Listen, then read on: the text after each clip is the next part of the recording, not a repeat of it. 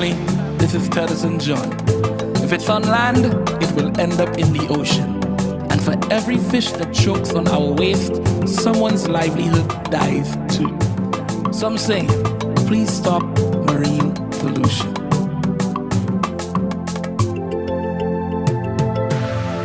So many islands, familiar connections, sharing resources, one economy. More than just islands, a civilization of history and culture and shared destiny. Why wouldn't we care? One Caribbean sea. We all belong here. One new economy. Making future sense of our present tense.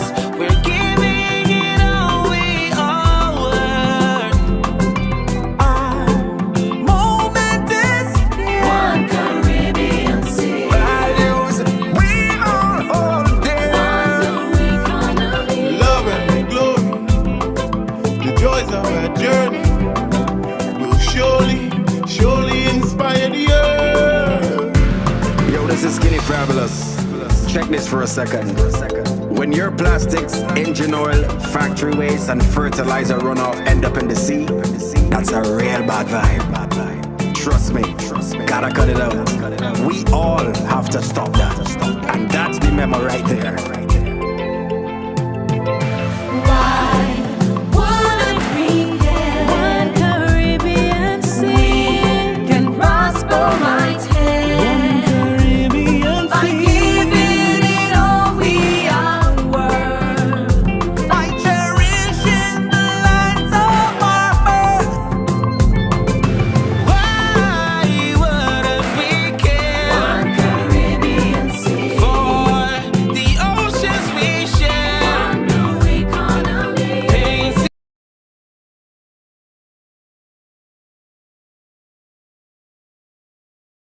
We'd like to introduce everybody to our GLAM team of employees, I guess our GLAM family. Hi, I'm Lillian. Hi, I'm Carol. Hi, I'm Aline. Hi, I'm Finora. This is Gideana. Uh-oh. Welcome to the GLAM. Clock is ticking, so say.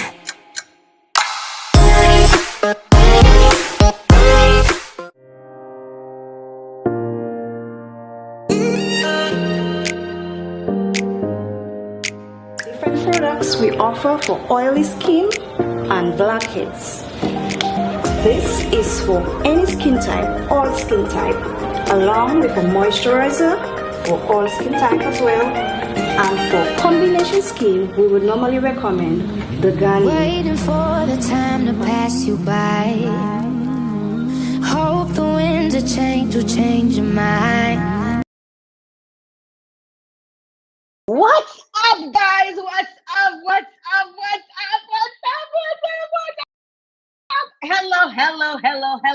Hello, my people. Welcome to another Cacoa tea. Yes, I see my peeps starting to come through. Let me tell you something. Drop your flag. Don't even let me have to ask you.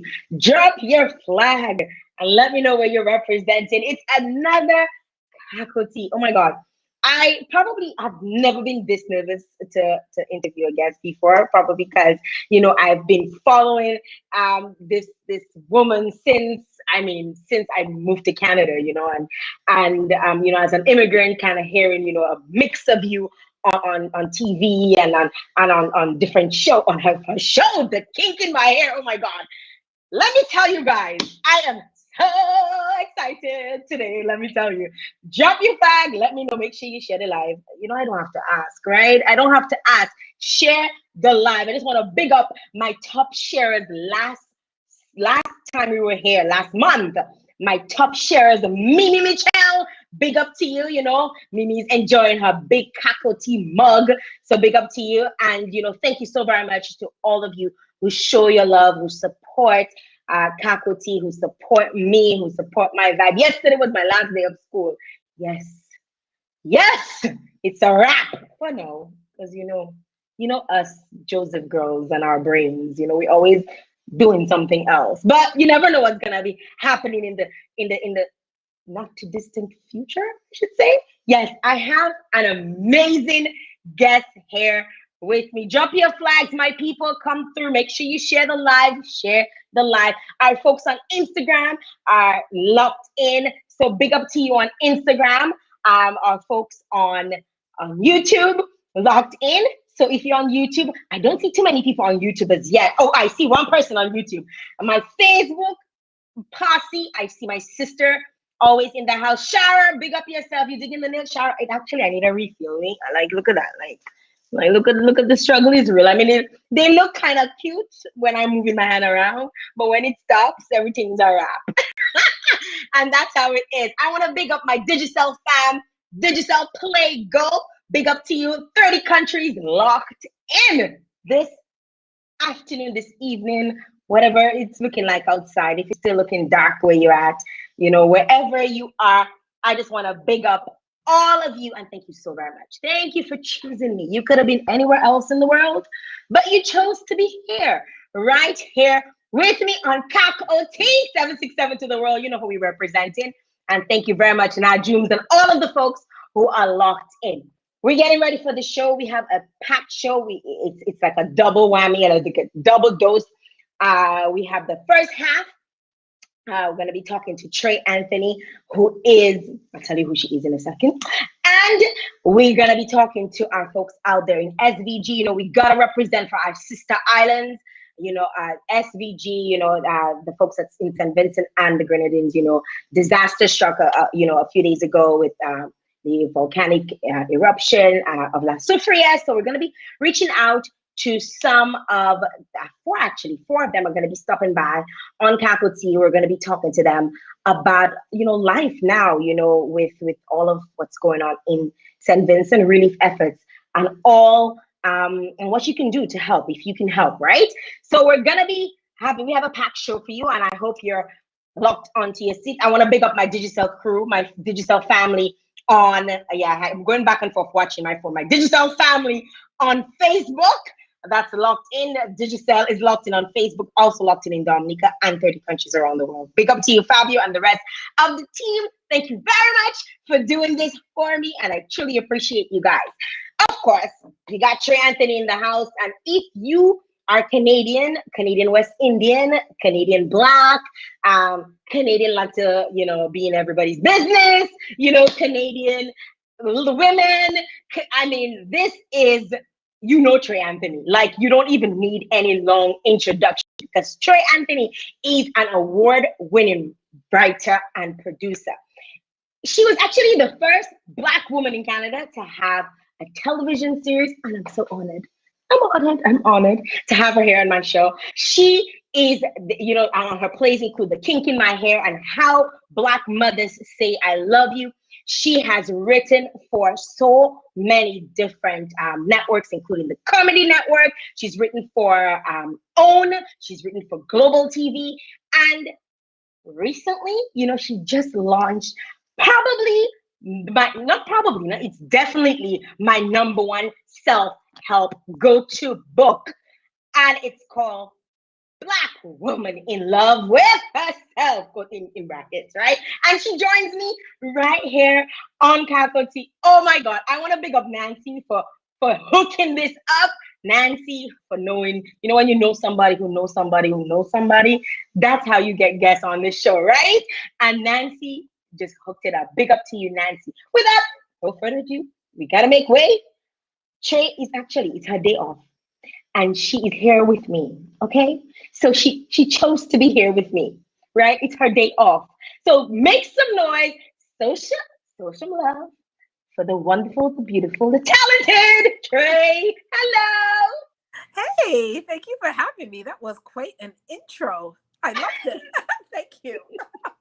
Thank you very much for being on here with me. I am so absolutely grateful that you took time out of your schedule to come and speak to us. Oh, I'm a fan. Of course.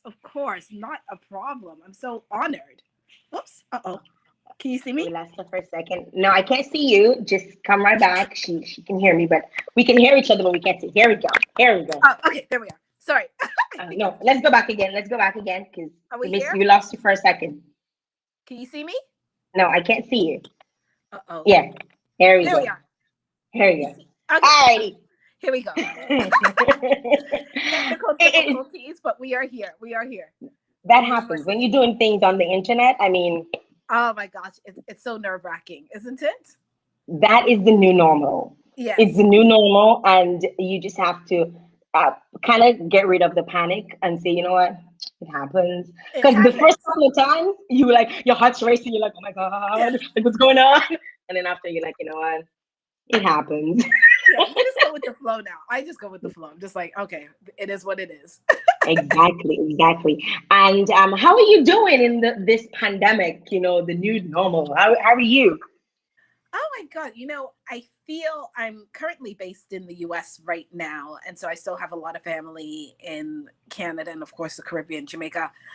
So in the US, I feel like it's kind of business as per usual, especially for 2021. So we haven't been really under any kind of lockdown, like serious lockdown, but we have the masks and stuff. And so that has been challenging. I think for me, the biggest challenge is just not being able to interact with my audience and doing live shows and events, and something like launching a book during a pandemic has been a whole different challenge, because when the book first we started talking about the marketing plan, of course we were like, oh, you're gonna go to Washington, then you're gonna go to Toronto, then you're gonna go to Montreal, then you're gonna go out to Jamaica, and all of those things just stopped. And so we've been doing everything virtually. So that presents its own challenges, but also it has provided me a chance to definitely, I feel, do more venues, do more podcasts, get more up close and intimate with people that I don't think I may have had access to in the past. So, it's been challenging. And then I adopted my son during the pandemic. So I had a brand new baby boy in the middle of the pandemic, right? And I'm also getting over a cold, so forgive me if you see me. Right. And people like have a cold. My son, this is what happens when you have a baby. They get a cold, you get the better, and then you get the cold. So that is what's going on. So I'm a little congested today, but I wanted to definitely still stay and do this interview. I know exactly how it is being a mom. I have two, right? Oh my and gosh. let me tell you.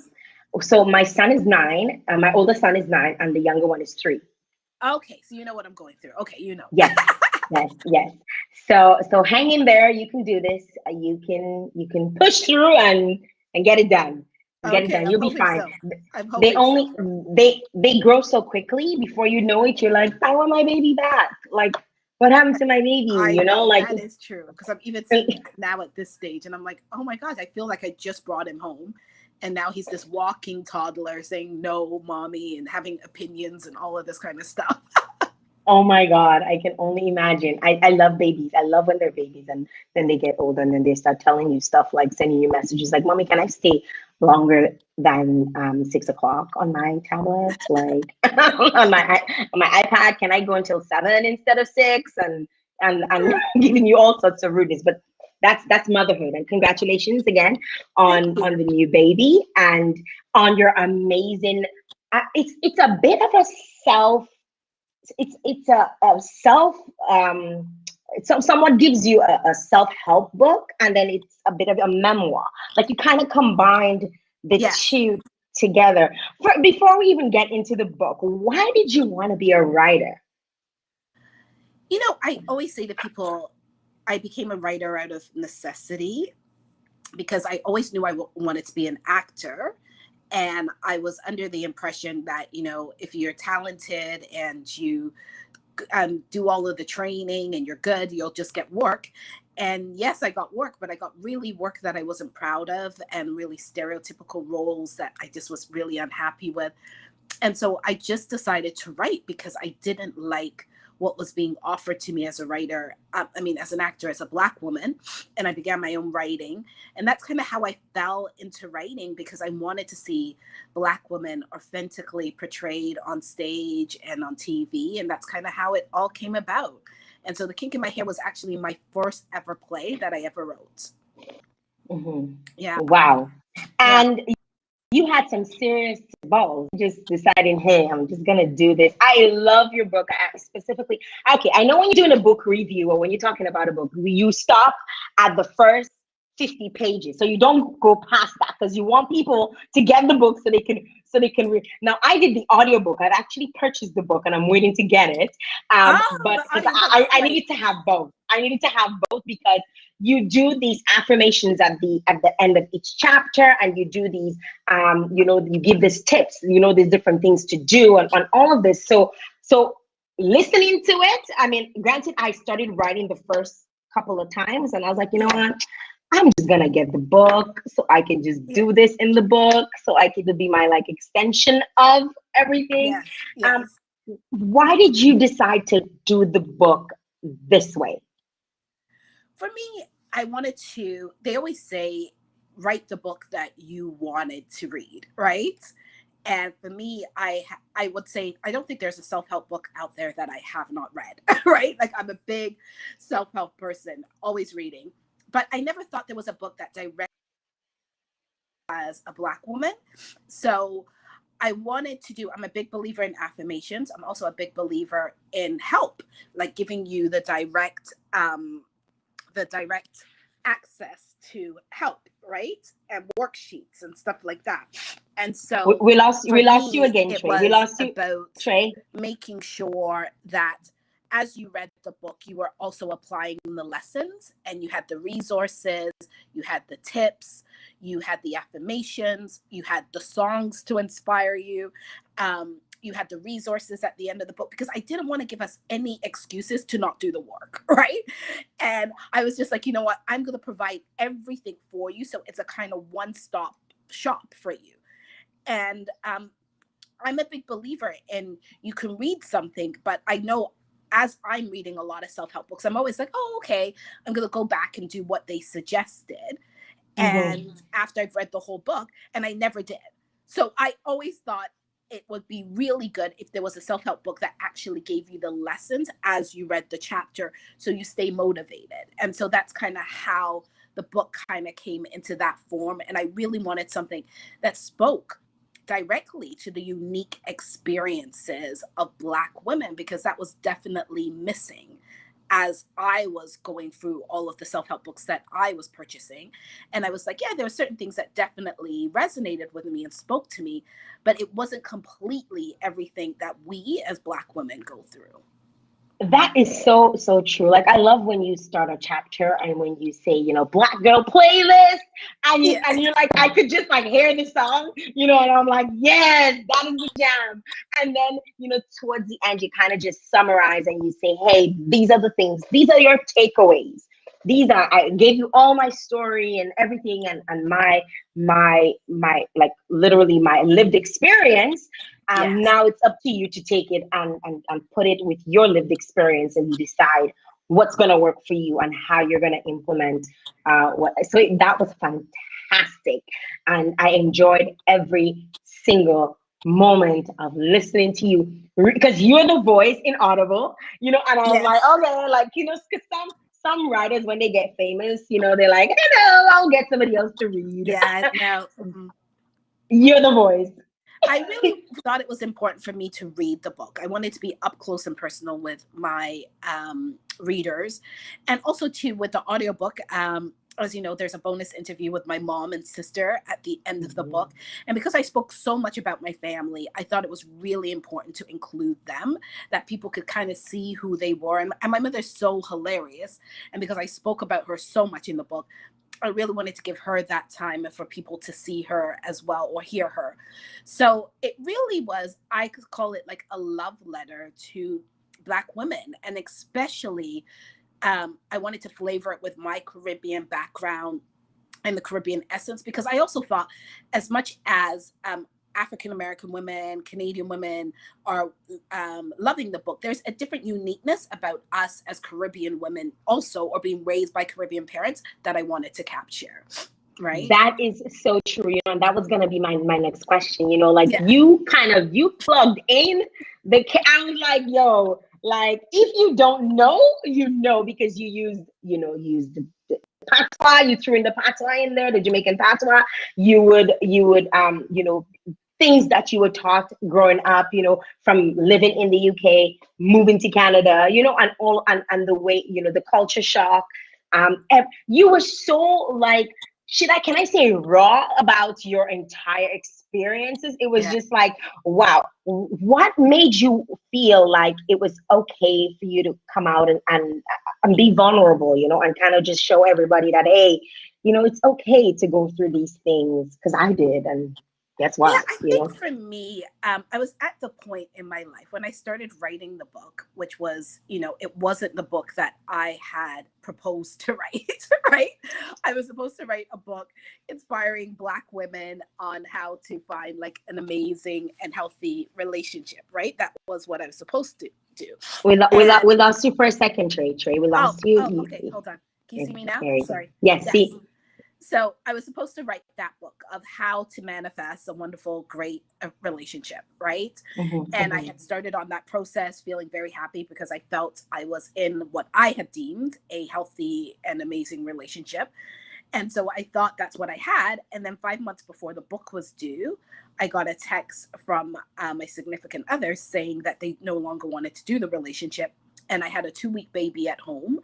And my life had hit rock bottom, and we were in a pandemic. So I had to move out of our home that we shared. I had a 2-week-old baby. I had the demise of a 4-year relationship. And I was just feeling confused. I was feeling hurt. I was feeling embarrassed. I was feeling humiliated. I was feeling like, how the hell did I miss all of these signs that my relationship was in trouble? And it really made me go, okay, what happened here? And because I was at rock bottom, for me, there was nowhere else to go but to dig deep. I was cracked wide open. And I knew for me to learn the lessons and to be able to share it with other women, I had to be that honest. I had to be that vulnerable and say, what happened here?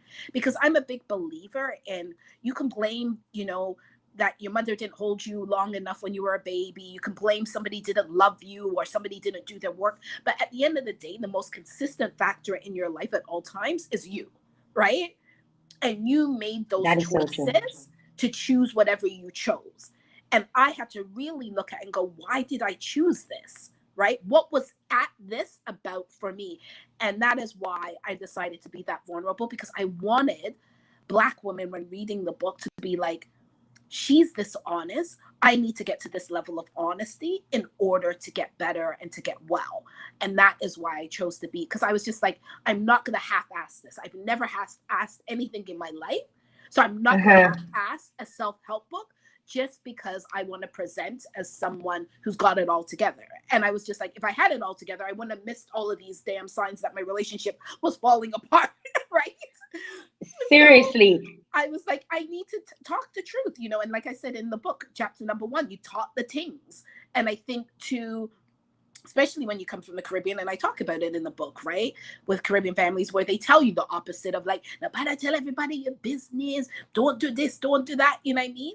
And you put on this face that everything is well. And I was like, that silence and that level of secrecy is what is killing us. That is what is preventing us from having well lives. And I was like, I have to break the stigma of pretending that everything is okay when you're not okay. Wow, that is so very true. That is so very true. Like, we deal with that on a regular basis in the Caribbean. Like, I know, like, we like to hide. We just don't like everybody knowing your business, your neighbor. You're living right next to your neighbor and you don't want to know your business. Like, don't talk too long. Or like, I even do that with my son. I'm like, you don't have to tell everybody your business. Like, you need to wash your mouth, like everybody. But it was really enlightening. And we have some people coming on, and I want to get them on, and guys, if you have your questions, go ahead and ask your questions, because she's going to be there for long. We have another interview coming up next. But Trey, you have the book with you right now, right? I do, of course. And yes, the book is being sold anywhere books are sold. Amazon, a different book list if you want to support Black-owned book owners, bookstore owners, and it's at Barnes & Nobles if you're watching from elsewhere. But yeah, you can order the book. Fantastic. So guys, you can get the book anywhere that a few of my friends have actually purchased the book, and I had my own personal, takeaways, like the part where you talk about, Black women and shame, that resonated with me, and when you said, I can't remember which chapter, but you said, you can change your mind, I can change my mind, right? Hello, I can change my mind. So even if yesterday I said I was gonna do this, and tomorrow I'm like, you know what? That doesn't look like it's gonna work for me. Yes, I'm allowed. Yes, I'm and allowed. You are allowed to change your mind, and I think that is something as Black women we don't allow ourselves to do. We lost you again, Trey. Oh gosh, hold on. There you go. Oh, there we go. Sorry. Yeah. Yeah. As Black women, sometimes we lost you again. I think sometimes we are asked a lot of the times, I was raised from a family who's like, you follow through with things, you follow through, you just keep doing it. And I was just like, what if the thing that you're supposed to follow through on is no longer making you happy or serves you? Like, why do we have, and I've seen it with my grandmother, I've seen it with my mother, this kind of martyr complex. And it's something like a badge that we wear of honor of like, oh, I'm making this work. I'm trudging through it. I'm going to carry the whole world on my damn back. And I'm like, I don't want to do that anymore. Right? So I can change my mind and kind of go, I know I said this, but this no longer serves me. And I wanted women reading it to say, you can change your mind at any given time because it's your life. It is your life. There's no dress rehearsal. And it's not to change mind in a way that is hurtful to others or any kind of like revengeful or anything like that, but it's about giving yourself permission to know that sometimes the path you have chosen, you will outgrow it and it no longer serves you and you could go in a whole different direction and it's okay. Y'all heard that, ladies? Y'all heard that? I want you to do a little excerpt for us from the book, because let me tell you, I love this book, eh? Like, I really like I've taken notes, like getting a journal. I always put my stuff on computers and stuff, and I'm like, I noticed like even through my last couple of years, back in university, that writing even just notes, it would stay with me better than putting on a computer. A lot of times we tend to, and when you say, keep a journal, get a journal, like write down your talk thoughts, about that in there. Yes. We should be journaling. We should be writing every day. We should be writing down our goals. We should be writing down our thoughts. It's really a good way to kind of check in with yourself to see how you're feeling about something. It's so essential. Yeah. Thank you very much for putting this together. But she's gonna give us a little bit. Let's see. Some people. Oh yes. Some people are communicating there. So yes, please tell me what they're saying. Yes. Ayola is saying, as a Caribbean woman, you have to consciously do this because being this matter is so ingrained in you and your upbringing, and instead of realizing what is really happening. So like, because I guess she's saying, because of how you're brought up, things happen. You don't to be this martyr. Yes, it's so true. It's so I'm struggling. Marvelyn is saying here, I am going to start the book later. So she got her book. Darling. Start it now. Not even wait. Lorraine is asking, is it available on Kindle? Yes, it is. It's available on Kindle. It's available on ebook. So you can get it anywhere you can get it. Yes. I totally recommend the Audible book and then also buy the book as well, because I love the Audible book, especially if you're a busy mom and you want to just listen to it like while you're working, while you're doing a load of laundry, that kind of stuff. But while you're in the car, really physical book in their hands as well, which I do love as well. So I do love a little excerpt from it. Yes. And this was when 2 weeks after I got the text saying that my relationship was over. Yes, I got broken up via text. People cannot even believe that, but that's the truth. After 4 years. After 4 years, yes, I got a text that said I can no longer do this. I was devastated, and my mom and sister came from Florida to Atlanta to help me with the baby, and they knew I wasn't coping very well. And they came to help me pack up my apartment, basically. And so there was one night my mother burst into my office because I was still trying to work. I was still trying to look after the baby. And I was trying to pretend that I was okay. So I'm going to read from this. And this is page 15. My mother burst into my home office and glanced at the clock. She was annoyed that I was engrossed in sending out work emails with the baby strapped to my chest. It was 7:45, and she wondered why I had not put the baby in the bath or fed him. She firmly reminded me of how important it was to keep him on schedule. Trey, 7:30 p.m. is his bedtime, and you need to do better. I felt this quiet rage rise in me, and I tried to bite my lip. But this time, I had to say something.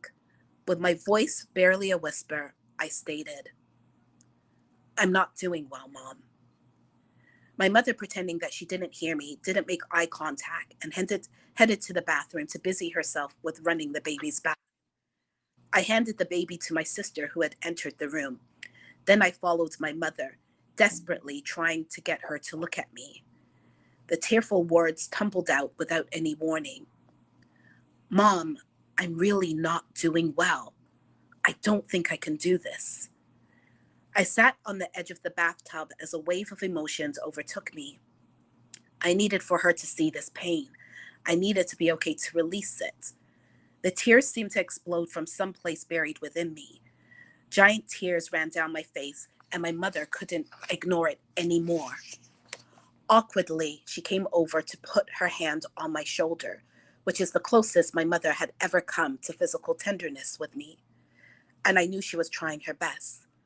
She didn't look at me, but instead focused on a spot above my eyes. I know she didn't want to fully witness my tears or the pain. This was already too much for her. "Trey, you're going to be fine. You cannot make this kill you. You must remember whose child you are.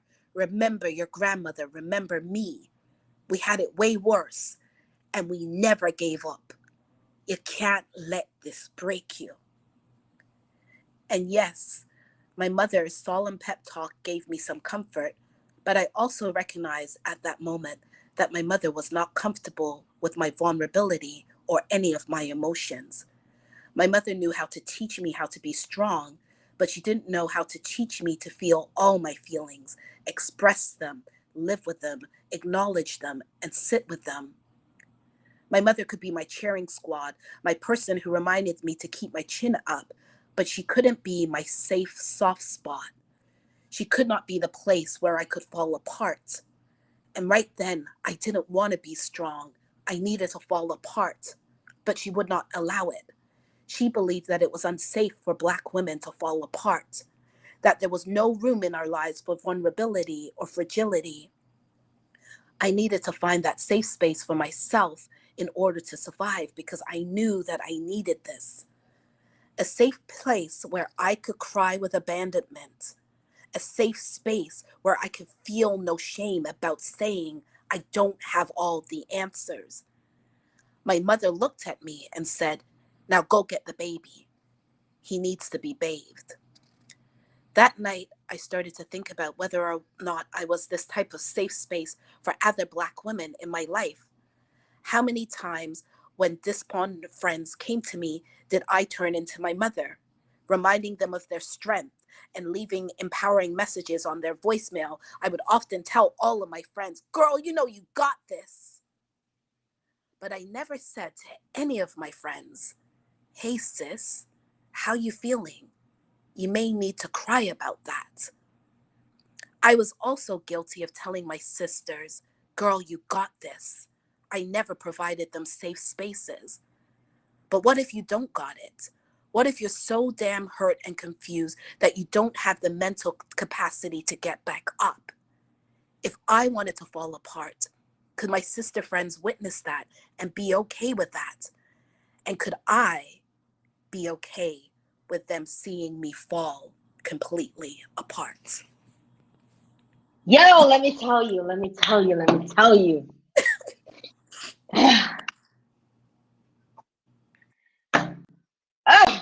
comment. Emotionally gripping, I always say. Oh gosh, it even tears me up because I think about that moment in the bathroom and how often, so often in my life, I pretended to be okay and not let people see me cry or say I was hurt or confused and just kept going because that's what we do as Black women. We keep going. And that keep going is killing us emotionally, physically, on all levels, right? And I just was like, I'm no longer prescribing to that anymore. I'm not doing that for myself. I'm not doing it for other Black women. I'm going to say, sis, here's a safe space for you to fall apart. And I needed that for myself and other women. If you haven't gotten the book yet, you need to get your mind right. I swear, like this is like my new slang. Get your mind right. Right. I say that in the book. Get your mind right, girl. Get your mind right. Get your mind right. And let me tell you, I love every chapter is dedicated to something, an experience, a person. You know, you speak about your parent, your mom a lot, your dad. You spoke about your dad. You know, you spoke about your grandmother. How did they feel? You know, I know you dedicate the last. How did they feel? Because you kind of put them on the spot for a lot of things. Like you know what I mean? Like you didn't tell me I was pretty when I was young. You know, you didn't tell me these things. You know, y'all always wanted me to lose weight. You know, like all of these things. How did they take in that information after? To be really honest, I thought my mother and especially my father as well would be really upset about the book. And before I sent it to the publisher, I sent the first draft to every single person in my family who I had mentioned. So I sent a copy to my brother, a copy to my sister-in-law, my sister, and my brother, and my cousin, and my two best friends. I sent it to them. And I really thought that they would say, you know, change it or do this. And my mother called me up and my mother read the book in less than a day. She said, I couldn't put it down. And she said to that was me. Oh, yeah, she said, I just couldn't put it down. And she said, I read the book and the only thing I can say, Trey, is she goes, I didn't know you were going through all this. And I never knew that I was so hard on you. And she goes, and when I read the book, it just made me sad that you went through so much by yourself. And the only thing my mother asked me to change, which was funny, is in the book, I talk about how my brother was such a bad kid, quote unquote bad kid, that my mother would beat him every day, right? My brother didn't care, right? And my mother was like, you take that out because I don't want CAS coming from me. My brother is a grown man now. I don't think nobody's coming for you, right? So that's the only thing I changed in the book, that I said that my brother used to get hit, right? That my mother would beat us, right? But she did it out of love, quote unquote love. And so I took out the part where I said he would get beaten every day because my mother is like, you don't put that in, right? So that was the only thing my mother told me to change was that. I love your grandma. Your grandma, you know, I mean, so rest in peace. You know, and you know, I love what she represented in the book. Grandma was gangster, like those, yes. My grandmother was driving dirty all her life, never had a driver's license, and we were up and down the highway. Yeah, my grandmother is where I get my grit from. Like I feel like my grandmother's always like, why not? Like just get it done, you know. So I really had to talk a lot about my grandmother because she was the person who was always like, what's the problem? Like, let's do this, you know? But in the book, I also talk about, like, I feel there was definitely some undiagnosed mental health that my grandmother went through. And we as a family never spoke about it.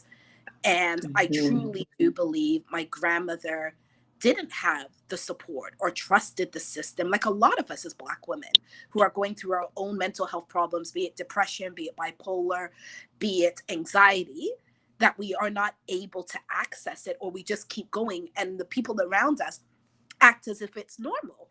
And as I said in the book, I didn't realize until I started talking to other Black women about depression and anxiety and bipolar, and recognizing my own mental health issues, that I was able to look back and trace and see how many women in my family suffered from mental health issues and did not seek support, right? And we all acted like it was okay and normal what they were going through.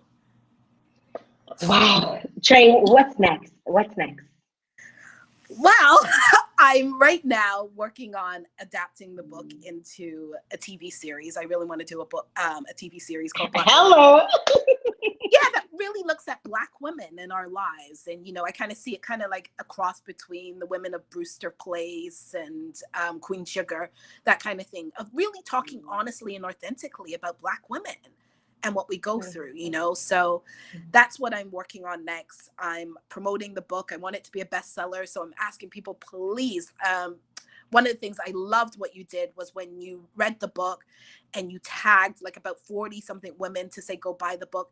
It's so important for us as Black women, and especially as authors, new authors like myself, to get women out there buying the book and people, other women advocating and reviewing it, because just having someone just give it a reference and give it a thumbs up means so much to me. And it really sells the book, right? Word of mouth sells so many things. I can say the book is great, but people expect me to say the book is great. But when you, as a reader, say the book is great, go get the book, and you tell all your friends, it really helps. And I keep saying to every Black woman, this book is for you. And the only way we're going to have more of this is if we show that there's a demand for this book, that we support it, that we're behind it, and that we need it. So I keep telling women, tag your friends, text a friend, buy a book for your friend, buy a book for your mom, buy it for your sister, just keep supporting. A friend of mine who's a writer said when she read the book, when she picked it, because she got it, and the second I mentioned it, she got it, and she says, I'm enthralled, but I've got to stop. I'm going to write something. Thanks for tagging me. And then she said, a few days later, she came back. She goes, girl, that book is speaking to me in so many ways. I'm going to go back and take notes.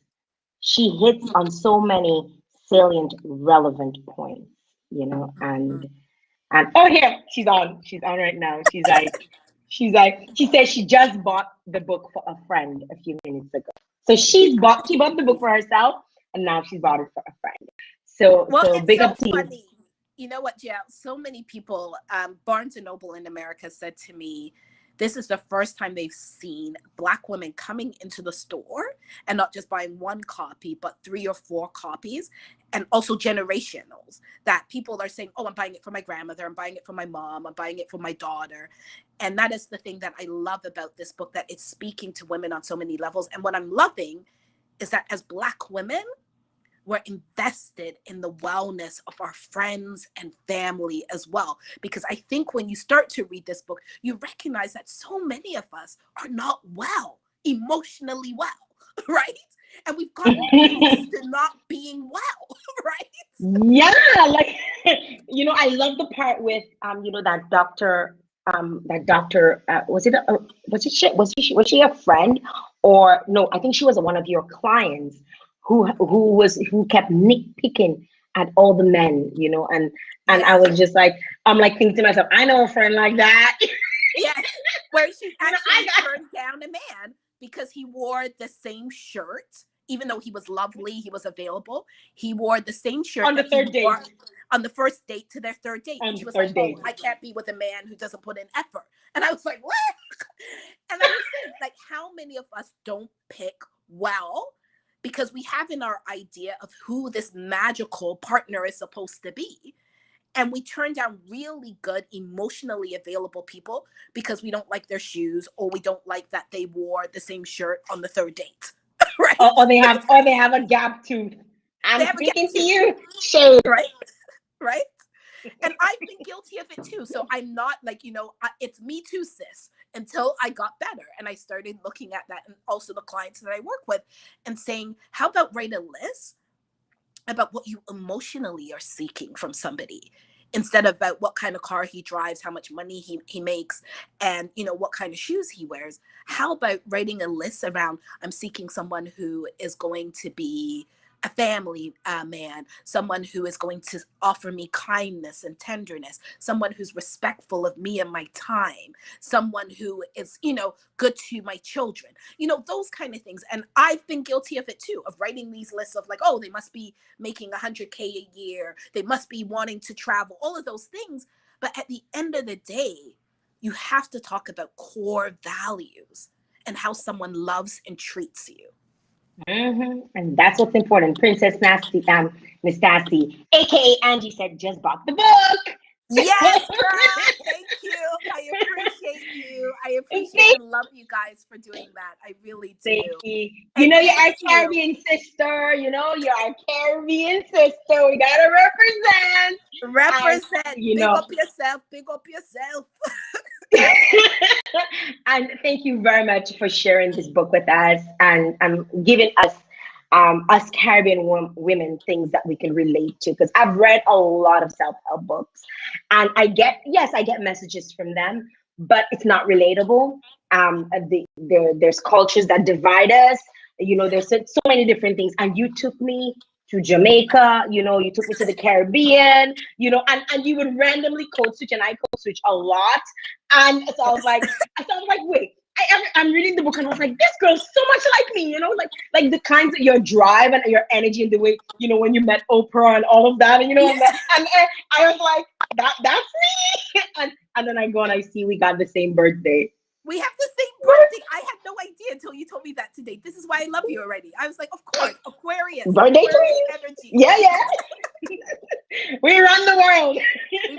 Toni Morrison has the same birthday as us. And Audre Lorde, Toni Morrison, and John Travolta. Yes.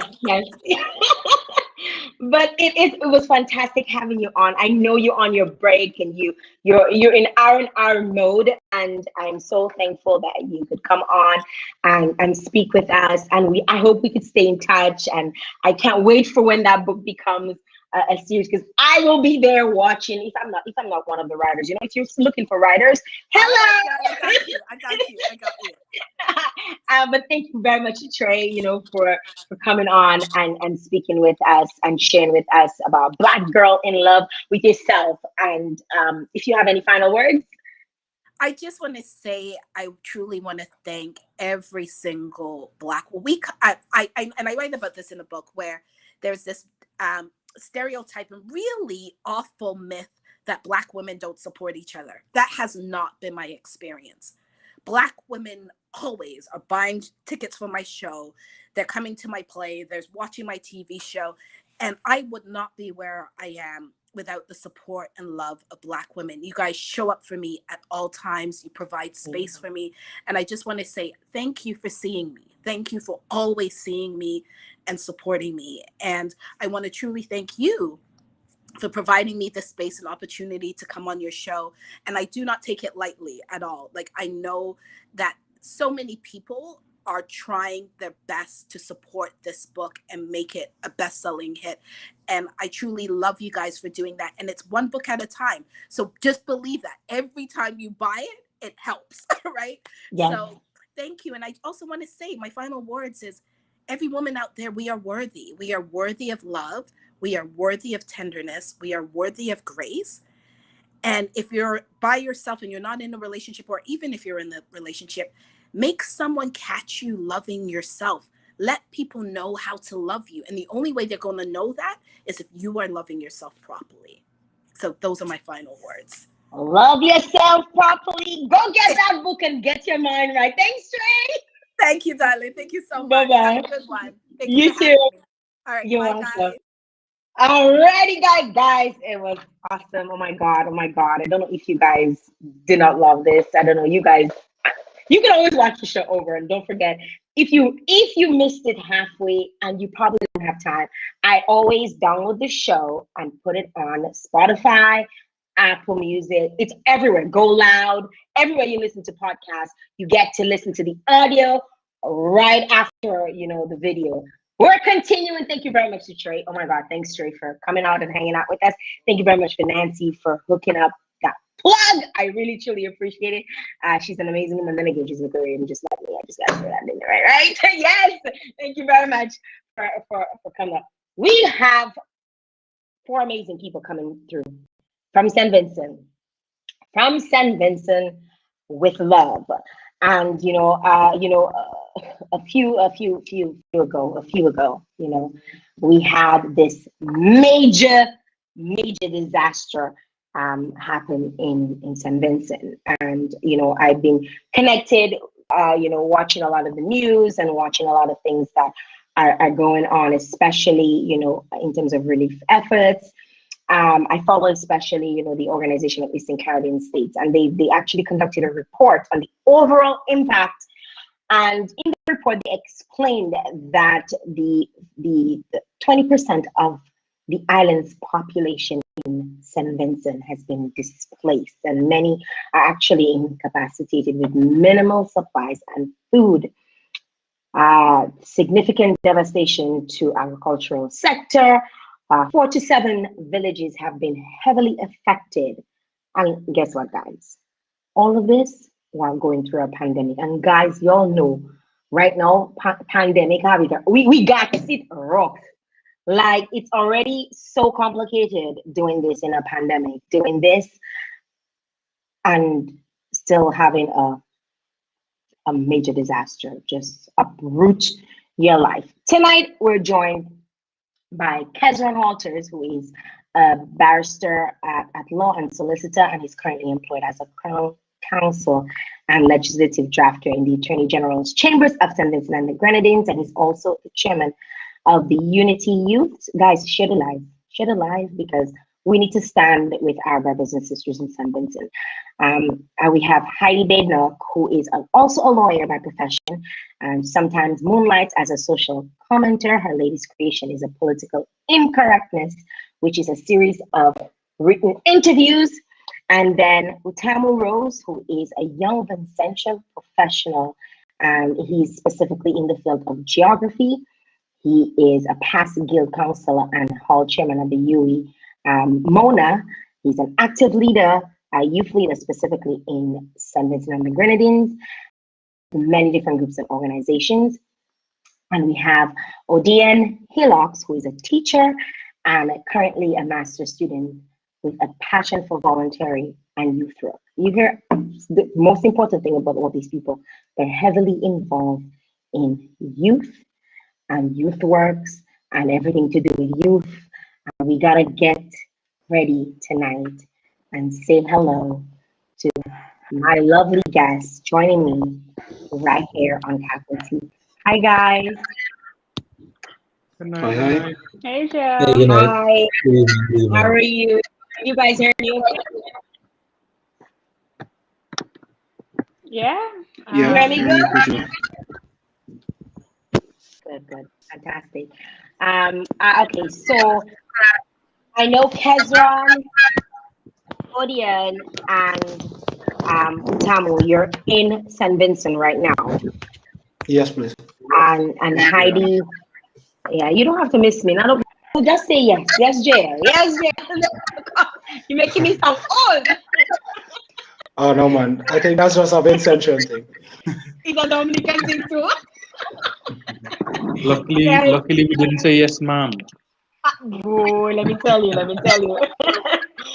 Thank you guys, and it's so good to see you guys smile. It's good that you guys can laugh, even during these difficult times. I know you guys are going through a lot, and I'll start in order of how you guys show up on my screen in terms of talking to you, just so we can get a feel of what's going on in your individual areas. So Kezron, first of all, tell us, what part of St. Vincent are you from? Where do you live? I live in North Union, which is it's about midway in the mainland. It's currently in the yellow zone, so it's not too far from the orange zone or the red zone, which experienced most of the devastation. But I'm safe for now. The yellow zone is ranked as moderate hazard. So all we got was a lot of ashfall, but no significant damage in the yellow zone. Okay, and Odian? Odian, you there? I'm from Villa, which is very much south of the island, which would be a green zone. So a bit safer than Kelvin. So just a ashfall affected me really and truly. Okay, well, Heidi is not on island, but Heidi, tell us a little bit about your family and where you hail from and so. Well, my family lives in perhaps the greenest zone. I mean, they're from the Grenadine Island of Union Island, which is furthest south in the chain of islands that comprise St. Vincent and the Grenadines. Um, like everywhere else, they've experienced ashfall, but on a much lighter note. And Utamu, can you tell us a little bit about where you're from? I said that right. Yeah, man, Utamu. Utamu. Well, in terms of for us who live here on the mainland, I think I lived further south out of all of us who are here. I am Kingstown, born and bred by heart, so I am in the heart of the Green Zone, right in between, let's say, the Stony Grounds, Green Hill, Kingston Park area. Okay. In Kingston, we experienced slight ashfall, not as heavy as the north of the island, but we definitely were well involved in it. Wow. Okay. I want to get a sense of what before we get into the actual eruption, of the volcano. What were some of the things that you guys were hearing? Like, what was the information that you were given in terms of La Soufrière and the possibility that this could be a problem? I'd start from the order again, Kezran. Well, as a child in doing geography, etc., in primary school, we were told that St. Vincent and the Grenadines, La Soufrière volcano is the largest in the region, and if it is to explode, it can cause a lot of damage. So that's one of the things that has always been at the forefront of my mind growing up.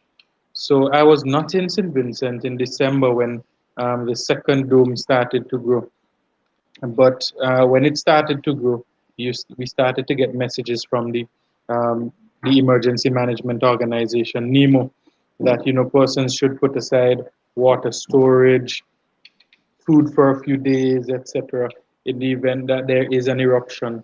So that has been at the forefront of our minds since about December 2020, and the dome started growing at an exponential rate in January of 2020. So we've always been watching and waiting because we know that it's a possibility. We've been told that it blows on an average of about 40 years, once every 40 years. So 1979 to 2021 is just over 40 years, 42 years. So it's about time for an eruption. So we know that we had to be prepared for the La Soufrière volcano erupting at any time. That is hard to hear. Like you say we expected it, like whew, that is like what kind of way is that to live? Onion, how about you? So pretty much similar to Kezran, I guess we've all been hearing the same messages. In December going into January, we had the effusive eruption. Effusive eruption, and that was just oozing out stuff. And we, there would come a point in time, but for me, I was uncertain as to how soon, how far that time would be, because they had no real knowledge about the time span of it. Because they said it could continue for a couple of months, could continue for years. In the past, I think it had, in 1972, there was a effusive eruption, but then the explosive eruption never really happened until 1979. So in my mind, I was saying, well, the possibility could go a couple of years again before we actually have explosive eruption, but that wasn't the case. But yeah, so we had some idea, and then coming closer to the time, Professor Robertson did say that the warnings that we were expecting are what we're being given now. So we need to get ready. Wow, you need to get ready. It's like, okay, for Heidi, you're out of Semblance and the Grenadine, so you're not even there. So you're hearing all of this and on what is going through your mind. I mean, you're probably quote unquote an outsider like us because you're not, you don't really know what's going on. You're not really there, but you're still gonna be so severely impacted by it because your family, your friends, I can imagine, they're all back there. What's going through your mind when you hear all these news? Right. So I was at home in December when the effusive eruption started. You know, I didn't know what to make of it. I am by no stretch of the imagination a science person, a geography person.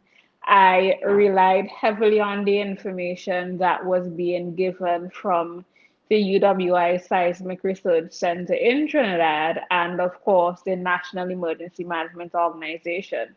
I expected that if circumstances changed, we would have enough time, and commendably, once once there was action at the summit of the volcano, the scientists from Trinidad, they came up immediately. I believe well, we all know that Trinidad has been on a quote unquote lockdown for about a year now, given COVID-19, and the scientists received special leave to come to St. Vincent through the RSS. The RSS brought them in, and they've been on the ground since December 2020, and they've been changing teams since then. I think Professor Robertson came up, who by the way is Vincentian, came up in the first batch, and he returned after a couple of weeks, and they've been rotating scientists. So I, like many others, I relied heavily, didn't know what to expect, didn't know to expect this, of course, because who would have thought, mid-pandemic, a volcanic eruption? I know, and that is what is so, concerning for a lot of us in the Caribbean, all across the Caribbean, because we understand the struggle so much. So, a pandemic is I mean, so many people's livelihood is already affected by this pandemic, and granted, the islands, we've dealt with it a lot better than the rest of the world, for the most part, but knowing that now you have to move, I know Dominica received some evacuees, and other islands, received some that you have to pretty much uproot yourself. And then some people, we follow Facebook, everybody goes live and everybody has their opinions and everybody's running their mouth and saying, okay, why they're not leaving, why people are not leaving, but people still remain there. They remain put. People talk about the ash and they talk about what's going on. Umatu, Utamu, can you tell us a little bit about your mindset right now in terms of why you would stay, or why people might stay, or what's your understanding of what's going on in your island in terms of people not really wanting to leave because just the red zone is where most of the everything that's happening is happening? That's an interesting question because in terms of the response on social media, you can see that it varied along the different ends of the spectrum. You could see people who were very puzzled as to why persons would remain in the red zone, and there were persons who would understand. And just like with any decision to migrate, the decision to evacuate is something that is a lot more nuanced than just recognizing the immediate danger. There are certain indigenous and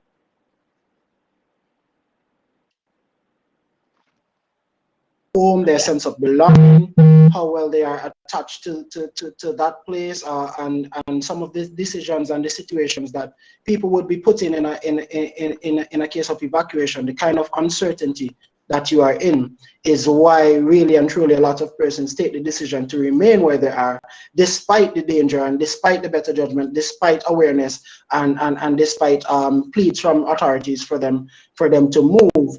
Persons would still have their own reasons, and I'm sure if you would have seen some of the videos on social media where you would see different persons actually elaborating as to their own personal reasons why they would stay, whether it is to protect their property, protect their assets, whether it's past experiences in the with the situation in shelters, whether it's past experiences with evacuating and not being sure if you would have a home to return to. A lot of different reasons influence that decision. Wow. That is so interesting, because I know it's just difficult. I mean, Dominica went through Hurricane Maria. In the case of a hurricane, and everybody was like, okay, some are leaving, some are staying, some chose to remain and build, and some left, and a lot of folks have decided, we're staying put.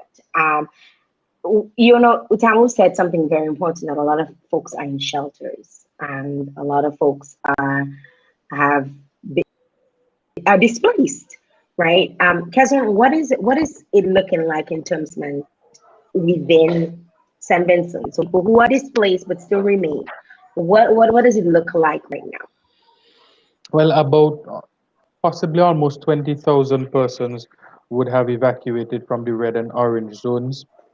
In the shelters, the last release from the NEMO was that we had about 7,411 persons in public and private shelters. But I'm certain that that number would have gone up, because over the last couple of days, we would have had increases in several of the shelters in my area. And I know that some persons who were in private homes, you can only stay so long with family members before overstaying your welcome. So some persons would have moved from homes into shelters, etc. And some persons would have moved from shelters into homes as well, and other types of accommodation. But 1/5 of the population of the country has been displaced by the volcanic eruption, and that is quite a shock to the entire country. So many persons within 24 to 48 hours would have had to up and move from their private accommodation, from the comfort of their homes, into uncertainty. And I can't find an adjective to describe that reality. Yes, it is. It's seriously heartbreaking, knowing that this is going on just next door from Dominica, so to speak. You're down the road, and this is happening.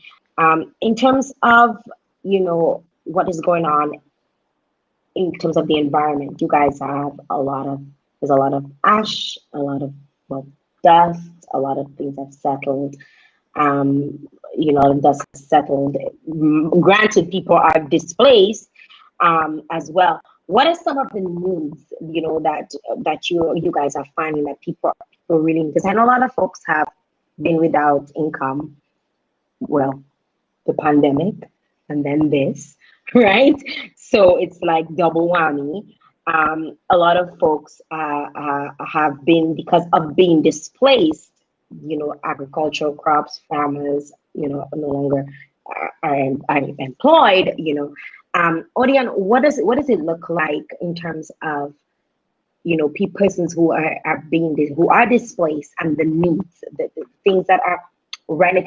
And I'm asking because a lot of folks probably listening, a lot of business owners, in different islands, different countries, and they want to kind of have a sense of what exactly, people make a list of what might be needed, but when you're in it, you really know exactly what's going on when you're actually there, and I would like to get a sense of what exactly are some of the bigger needs that's going on right now for you guys in St. Vincent. All right, so a group of youth that I'm involved with, we have already started going to shelters and donating as much as we can.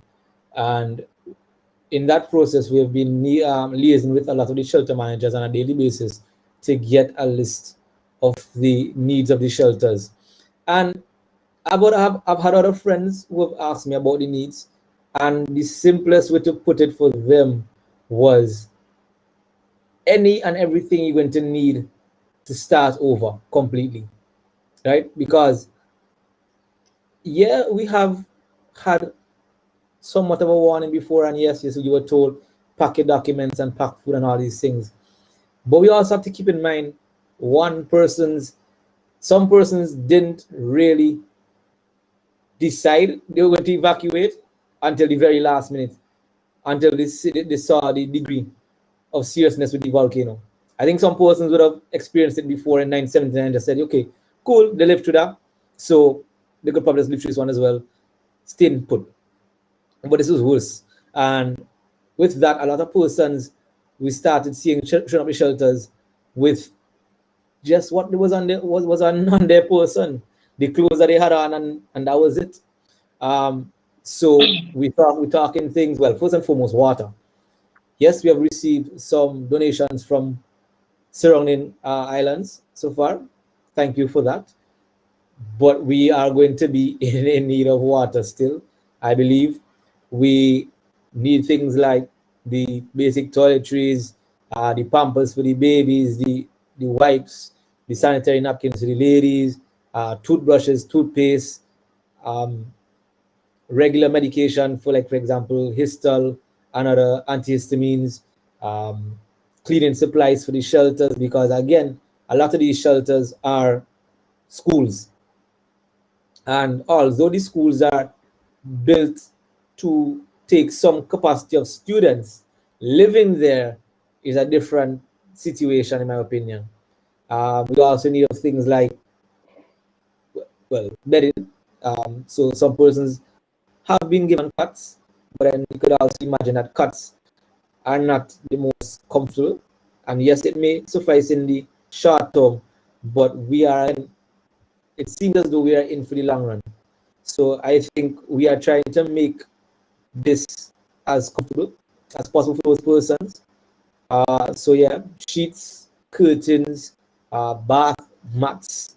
Again, you're just essentially transforming the shelters into one big house. We need toys for the kids. Some of the shelter managers have taken upon themselves to create little areas for the children. So I've actually seen a request from a shelter manager for like ABC mats, because they want to create a nice reading room, reading area for the children, right? Canned food, pillows, a little bit of the bedding, towels, clothing. Again, because a lot of the persons just left with what they had on the person, and a lot of the persons went to the shelter, even though they were evacuated with government transport. It's not like you could have packed up your entire house and take up a big space in the government transport and move out. No, because a lot of persons were moved on the day before the eruption, right? So at that point is the rush is to get a lot of persons out. So despite how ready you may have been in terms of packing things, you just didn't have the space to walk with it. So I think that would be a bit of a list there. Does that sound comprehensive in your opinion? That sounds very comprehensive.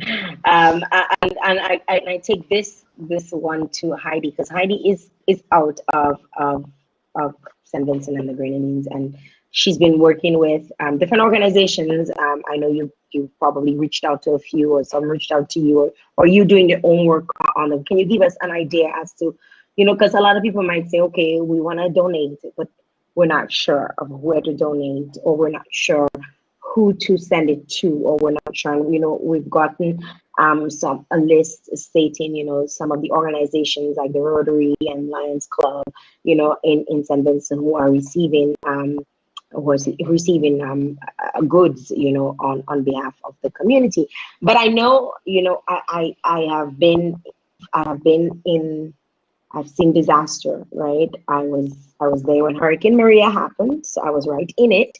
And I know sometimes when those things happen, some people are kind of forgotten, some people are somewhat left behind, and there's a picking and choosing sometimes, and it's rationing, and there's a lot, of things that happen. We got to keep it real, you know.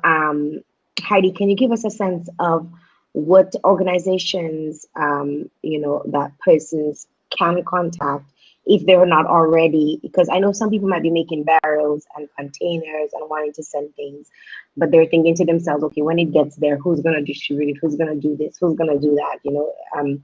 Can you give us an idea as to you being part of that? Can you give us an idea as to what is going on? Okay, so there are many, many, many, many groups or just Vincentians abroad coming together to collect items, collect funds to provide aid. I mean, as a small nation of 110,000 people, there are only so many community groups, registered community groups, who are able to collect and provide assistance. So I think probably at least 10% of the population, a good 10,000 Vincentians are probably in various islands, various countries abroad. So a lot of them have come together. What my friends and I have been trying to do, and there is actually a thread on Twitter of different groups, different people, different organizations who, by our assessment, we've been able to say they're likely to be legitimate. So there's a thread of of avenues through which persons can donate. You can find it on. Can you share the name? It's on Jamisha Prince's Twitter page. So it's at the Jamisha Prince, and it's pinned. It's a pinned tweet at the top of the page. I'll actually share it with you via DMs on Twitter. Yes, so that is a very long list of avenues through which you, wherever you are, there are opportunities in Dominica to donate. I noticed the government actually set up a hotline. The government of Dominica actually set up a hotline through which persons who are interested in donating can call. And I noticed about two other groups from Dominica, two other persons. So there are avenues. My recommendation really and truly is to attempt to verify the source you are donating to.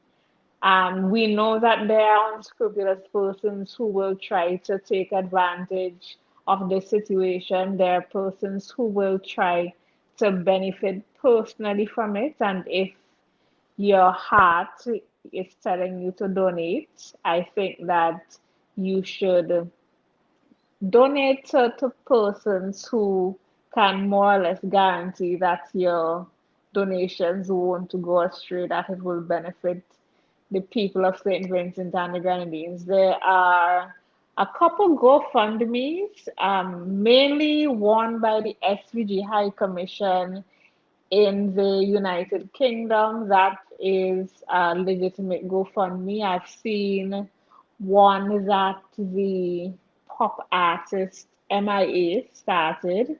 I can't verify, but it seems to be legitimate. I know the government of St. Vincent and the Grenadines published via the Agency for Public Information banking details through which persons can donate to the Disaster Relief Fund.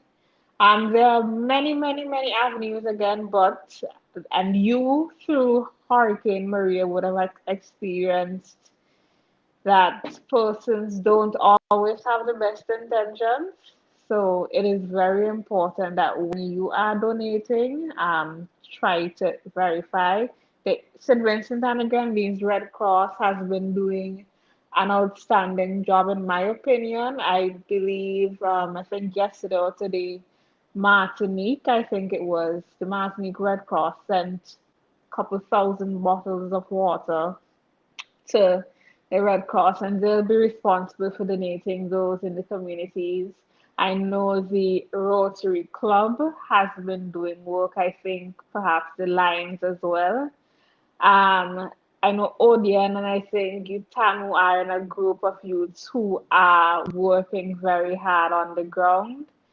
Again, it's just verify. There are too many to mention specifically, but verify that your donation will get to the persons who are in need. And that is what is so, so very important. A lot of people want to do things out of the kindness of their heart, and it might just end up in the wrong hands, right? So, like she said, I mean, that's some really good advice, really sound advice. Make an effort to verify who you are sending, be it money, be it supplies, be it water, whatever it is. Utamu, I have a question, that probably any of you can answer, but I'll pose it to you. Are you guys worried that things could get worse?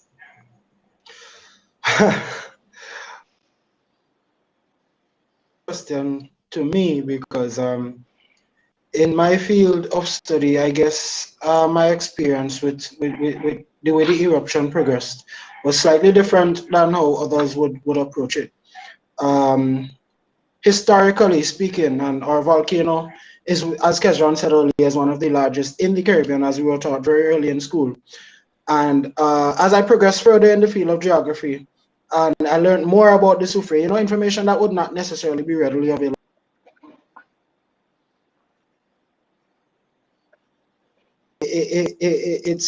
It was said that the Soufriere was due for some activity. So back in December, when before even the official reports of an effusive eruption had been confirmed, indigenous knowledge and local history is powerful. There were already persons north of the dry river who were reporting seeing steam and smoke from the Soufriere, and as the old mantra goes, where there's smoke, there's fire.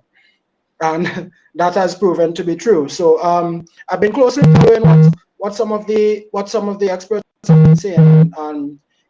For me right now, it's in Dr. Richie we trust. I mean, he hasn't led us astray so far as yet, and I'm leaning heavily on his words. And based on what he's been saying from the activity we've been seeing at the last Soufriere, we really need to strap in. And it's interesting that we should be in such a situation. It's crazy to think after the successive set of explosive eruptions that we've seen from the Soufriere that it could still continue and we could still be in this situation. But I think we're in a limbo kind of stage now where we're trying to mix our response also with a level of preparedness, because the current situation with the amount of people displaced is what it is. But if the La Soufriere volcano continues the type of explosive activity that we've been seeing, we could be in for more ash falls, we could be in for more destruction on the northern side of the island in particular, and we would really need to.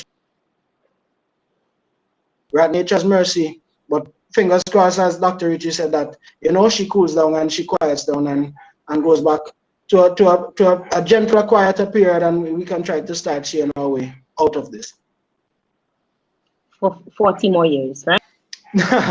At least, but I'm not too keen on seeing it twice in my lifetime the way my parents have. I think this is enough for me. Wow, I can only imagine, and our hearts really go out to all of you. I just want to check out the chat to see if people are commenting. So we have a few people who are coming through. So Annika Bellet says, big up to Mac Odeon, always working hard on the ground. So your peeps are there with you guys. Aurelie saying the harsh reality when he said the long run broke my heart, to pray for Vinci. We have another person saying, that is Maturina, is saying it's no easy road right now, but God will see all through these times. Another folk is saying here, never thought I would see an eruption in my lifetime, much less at this particular time. I guess she's somebody in St. Vincent. Folks from Antigua are locked on. We have a lot of people from Dominica locked on through different platforms. And, I don't even know what to say to you guys, except that, just be safe, for the most part. Do what you can, just keep protecting your family, especially the dust. Now you have to wear a mask for COVID. You have a mask and a mask, right? That must be like like Yeah, I because like you I also have to protect your eyes because the ash in the eyes is really dangerous. And I mean, everywhere you go, there's so much ash blowing, vehicles driving, the ash is coming up and it's going into your eyes, and it's very uncomfortable. So Yeah. I tell you, you can, yeah, it said, who feels it knows it. We are actually living this experience, and it's still surreal to me. Wow. Another thing too, someone was saying to me, because I don't really know like how volcanoes work and all of that. Like, so I've been reading a lot, like even just preparing myself. I've been like, oh my God, like this is. I mean, granted, like Dominica has volcanoes too, but you just Yep. you study it in school and you're small and you just kind of forget it and you're like, you're dormant and you just let it go and you keep moving and you don't realize that hello, like it can happen to you, like although you're in Dominica, those in Dominica, any of the Caribbean islands that have active volcanoes, it can happen to you, and there is so much. Someone was saying to me that the ash on life, not just livestock, on fauna and flora and your agricultural goods and the earth and all of that is so heavily impacted. I was gonna ask Utamu in terms of agriculture, like it'll take a while even for things like that to come back up, and start. Oh, definitely. I think ash as itself needs a rebrand because when we say ash, a lot of persons have the misconception that something burnt or something. What the ash is it's essentially pulverized volcanic material. So it's essentially rocks, tiny rock particles that are floating in the air. And you mentioned the need to wear masks.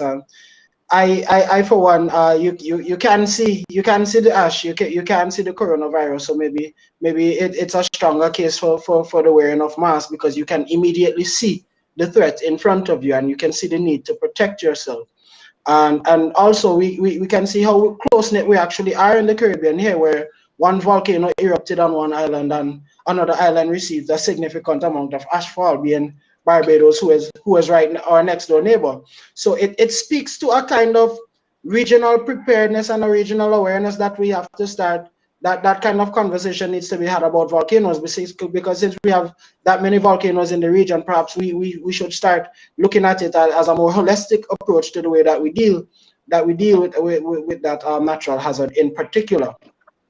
To be quite honest, I think we're exposed and so vulnerable to so many disasters, not just volcanoes, right? And just recently, I know Dominica had a couple of tremors, and like we're so exposed, and I feel like we all seem to be operating solo, like we all doing everything solo. And I'm like, we sing about unity and we talk about one Caribbean and we behave like a bunch of divorcees, just hanging around. That's the truth, right? And In my opinion, we're a dysfunctional family. very much so. That's why I said these divorcees, right? And Yeah. and we behave like this where there's so at any given time a disaster will hurt one or two or three or four of us at the same time. We get affected, right? And even like during the pandemic, we saw, yeah, we created the bubble, and then the bubble burst because some people got more, than others. And I feel like the Caribbean needs to take a different approach in terms of how they see disasters and how they stop talking about this unity and start acting on this unity. For as far as I'm concerned, every prime minister should be a minister of government and should be one Caribbean, like, because everybody will help each other out in times of disasters. That's how I see these things. I'm a bit of a socialist, so so I can say this, but it is very heartbreaking when I see these things happen, and we're going into the hurricane season in Oh, Yeah. don't raise my anxiety, please. I don't mean Yep. I don't mean to scare you, but it's the Don't raise. reality. It is the reality, and the hurt, and St. Vincent and the Grenadines is not immune to And everything. that's an interesting point, because going back to what you said about the impact on agriculture, the type of destruction that we've seen in the north of the country, it is devastating. But fingers crossed again that the Lasso Fair ceases the type of activity that we're seeing. We would take a significant amount of time to fully recover. I anticipate about 3 to 5 years for any sort of real impact. But you see, the thing with volcanoes is, as much as they destroy, they also create. And one of the things that is a talking point and a bragging point for St. Vincent is our fertile soil. And one of the reasons for that is the Lasso Fair volcano. So as much as we would lose in the short term, we still stand to gain in the long term. And I mean, even our neighbors in Barbados would stand to gain in their agricultural industry. I should assume some of the volcanic ashes would make for good fertilizer after soaking into the soil, and those biological processes start taking place. So it's a bit nuanced in how it can affect us, negatively in the short term. And maybe you can look. Okay, we kind of lost you there, Itamu, for a second. Annika is saying, my heart is heavy. Natural disasters are nothing easy to deal with, even when you aren't physically affected on the island, but emotionally and psychologically effects are often ignored. Do you think there's enough mental health support? Because you mentioned, anxiety, and I mean, it's gonna happen, like pretty soon you're gonna be hearing, we are in hurricane season. Yep. And that's one of the things that persons Interestingly, have been talking about.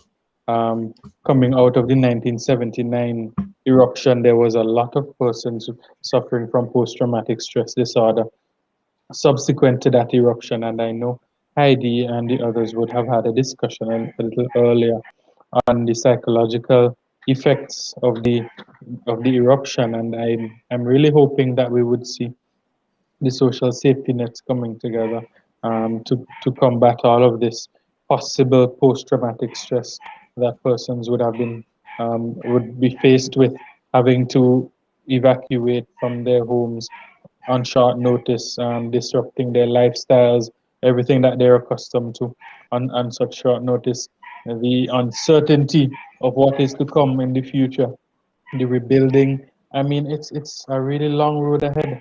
On Sunday, I was driving around when it eased just a little, and I was surprised to see the amount of damage to our agriculture.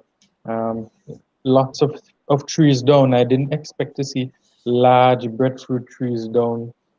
Lots of livestock roaming wildly, because persons, you couldn't keep your livestock tied, because if they have to move as well, they have to be free. So livestock roaming, large breadfruit trees down, coconut trees, even entire banana fields and plantain fields. The ash on the leaves would have brought them down when they got wet after a little rainfall.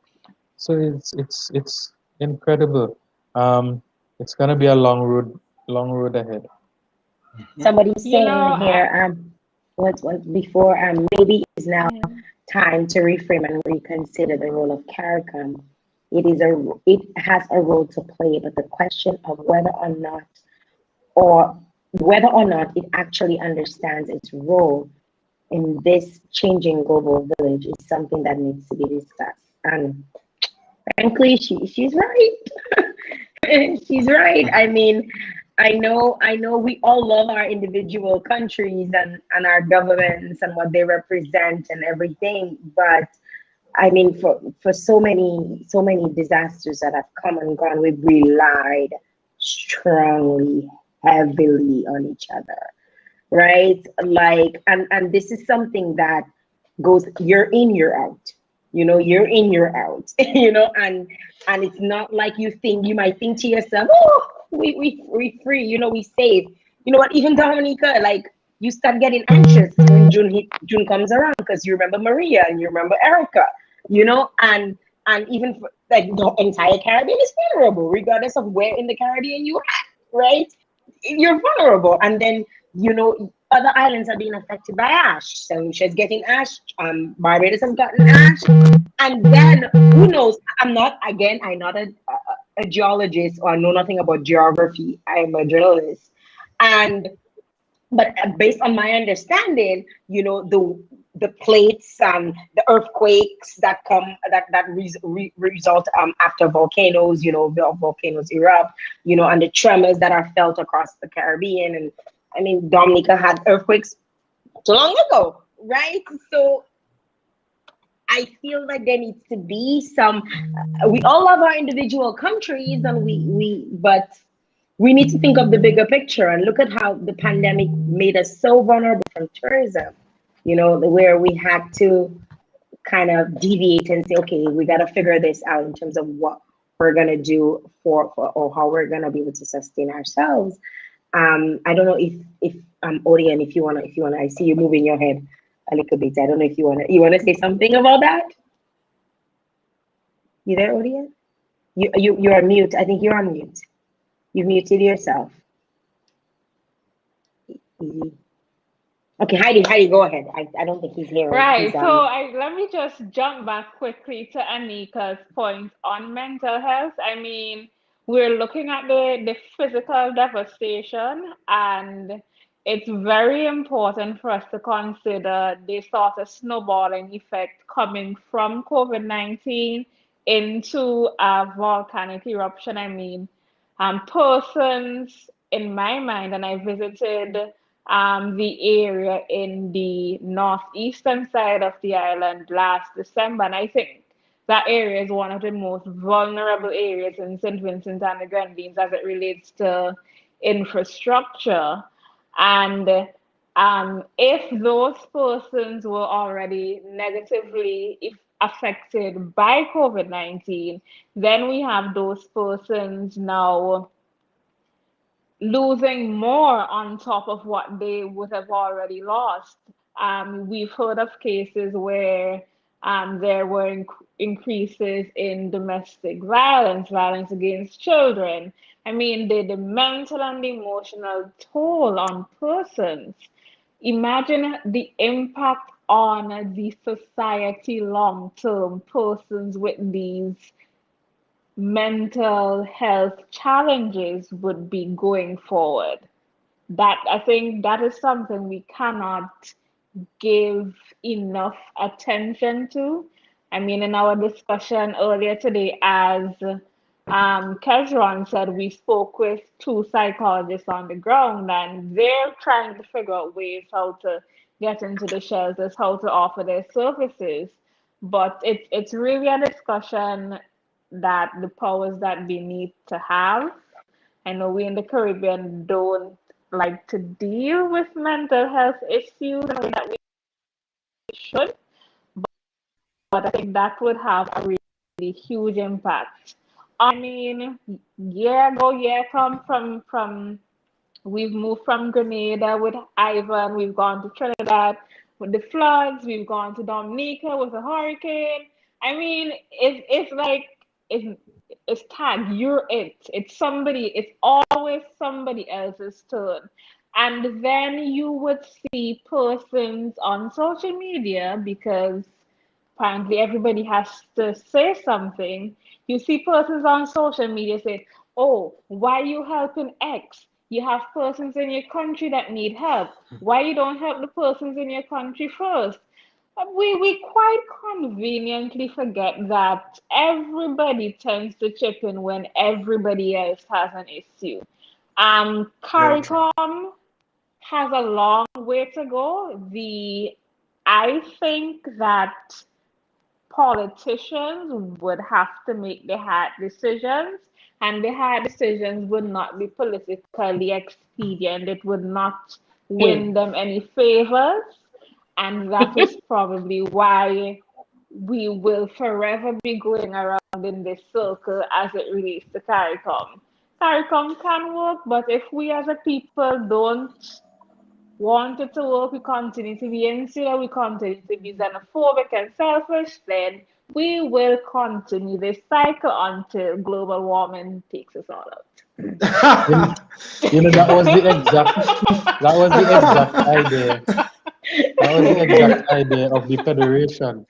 The federation was I was going into that, but thank you for bringing that up. As a lawyer, you can speak to that.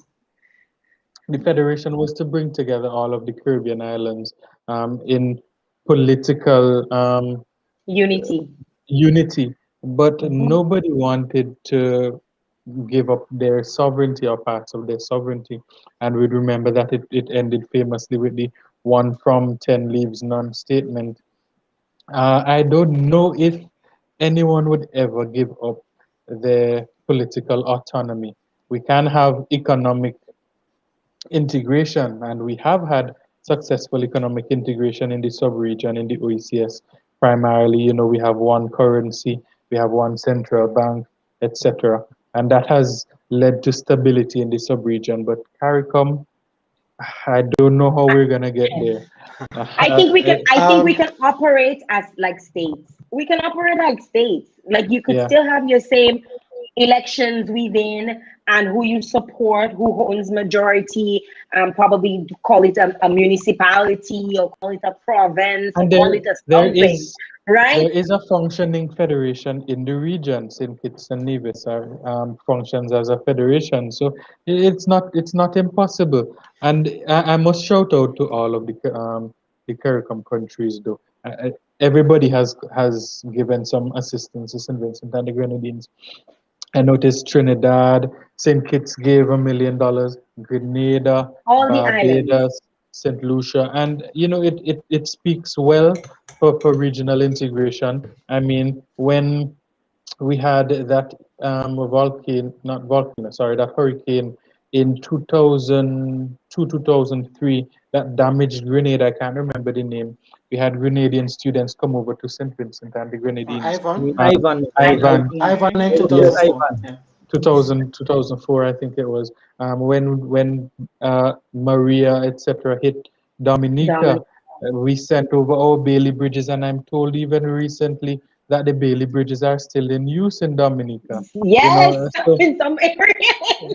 I must shout out all of the Caribbean countries that have come to our assistance. Even the flooding in Trinidad, St. Vincent and the Grenadines committed $40,000 to their relief efforts as well. I mean, no man is an island. We have to assist each other. And even in the wake of the volcanic eruption, no man is an island. You are a horse, and you know.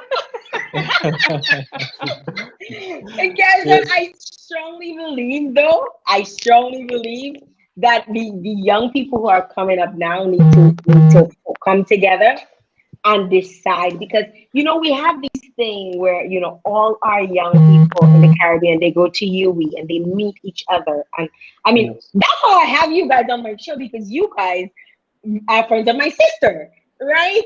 You know either by extension or you know somebody that knows you get what I'm saying.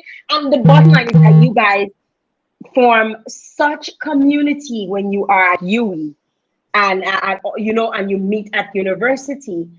Yet the community mentality almost seems like it gets disrupted when you go back to your countries and you go back to the same thing, right? Which is kind of like, it's almost like you went forward and you make 3 steps forward and 10 steps backward when you go back, because you go back to the same situations, the same level of governance, and everybody's okay with it, and it just keeps moving along like nothing happens. But you understand each other. I mean, like my sisters have, I mean, I never got the opportunity to go to UE, but my sisters have a friend in every island. Like my sister's wedding had a Grenadian, had a Vincentian, had like somebody from every island. And I was like, but what is that for me? And they're like, so why can't the young people of the Caribbean understand? Because this is serious. Like what you said, Heidi, like global warming will destroy us if we don't take a stand as young people and understand that, hey, this needs to happen. And say to your political leaders that this needs to happen. You know, like it is important for us to act as one. I mean, many countries have done it. Why can't the Caribbean do it? Why is so hard? Jael, I really share that sentiment. And just before you expressed that, the point I was exactly going to make, and I was going to chime in, Mark, with this one, was that it really sounded for a minute there like the typical common area roundtable conversation at UE when you're in the dorm and everybody from every different island is there and they're sharing their experiences and we're talking about regional integration and so on. But one part of your point that I really want to echo is that, listen, this is a job for faces that are in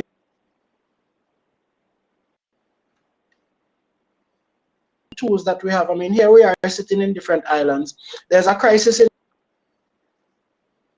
still come together and have a discussion like this. So what that speaks to is the fact that, one, we have the presence of mind to recognize the need for integration.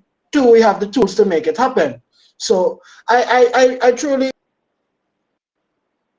not necessarily lost faith, but I've lost the belief that it will happen in the time of the current generation who is there. I simply don't see them being able. Okay, that direction. I honestly think it's a job for us. It is a job. It is a job for you guys. I mean, I see how my sister is able to rally her friends, just by the click of a WhatsApp group. And it's like, boom, bam. Like, we set this up in like how long? How long did it take us to set this up? Right? just a small contact over Instagram and you put it together.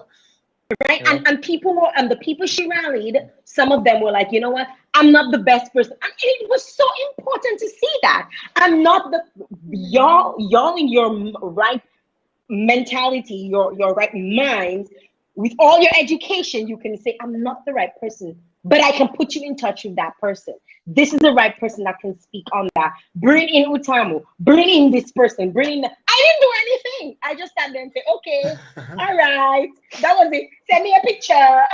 That was it. Right? And that's a metaphor for how things are supposed to happen.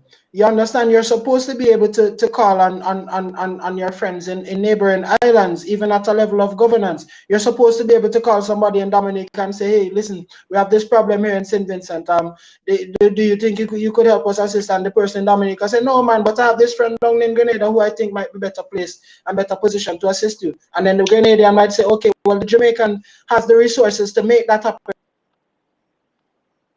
For exactly how things are supposed to go in just that little interaction. So you can see that we have the framework. It's just to put it into practice on a wider scale.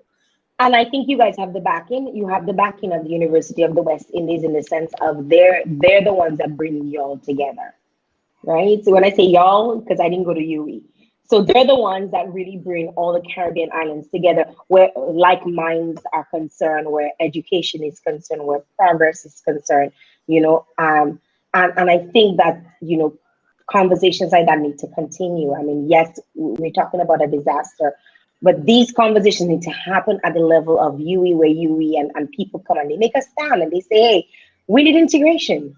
We cannot survive just on our own anymore. I mean, you can have billions and millions of dollars. At the end of the day, it will result in you having to sell your soul just to make ends meet, when a lot of the islands can benefit from each other. You talk about your agricultural lands, and you talk about the fact that, hey, probably Barbados doesn't have agricultural land, and you're hoping that they'll get agriculture, but Barbados have agricultural lands. But guess what? Barbados has a lot of flying fish, so somebody can benefit from that. And they have the beaches and the tourism, so somebody can benefit from that. And then we have, Dominica and the ecotourism, and everybody can put in everything that they bring to the table in one big plate and say, okay, I'll be the minister of this because tourism is my country's thing. I'll be the minister of agriculture, and split up the thing. Like, it's time that they need to, honestly, then again, I have very socialist beliefs, so I believe in helping each other. I do. I'm a bit of a socialist. What kind of I can tell you're a socialist leader, because some of the things that you just alluded to was, without considering the context of competition between the islands, where they might not want to say, okay, this is my niche and this is where I would function, but you actually find persons trying to bite off more than they can chew, so to speak, and they're involved in a lot of different areas and a lot of different aspects. But I do think that the region, the population with the land masses, with the orientation or climate or geographical location, I mean, it's a no-brainer for me, geographically speaking, that this should be a region, as in a collaborative effort, so to speak. But we know because of our history and the different colonizers that were in the different islands is why we really are so disjointed now, politically speaking. And we've gone off topic, but I feel like we needed to talk about it, because we also have to think of what's going to happen next. And that's kind of what brought up the whole conversation. What happens next for you guys? If you guys get another major eruption right before hurricane season, if we don't get another hurricane, if we're like, how are we going to help you? And how are we going to, you're like, when we might need help ourselves, right? Like, there's it's just something that has to be spoken of, because if you don't speak about it, we'll continue sweeping the ash underneath the carpet and like everything is okay, but it's not okay, because at the end of the day, everybody gets affected, and we're in a pandemic. And we strongly rely on the Europe and North America for a lot of tourism throughout the Caribbean. They're going nowhere. They're stuck in their homes until they're vaccinated.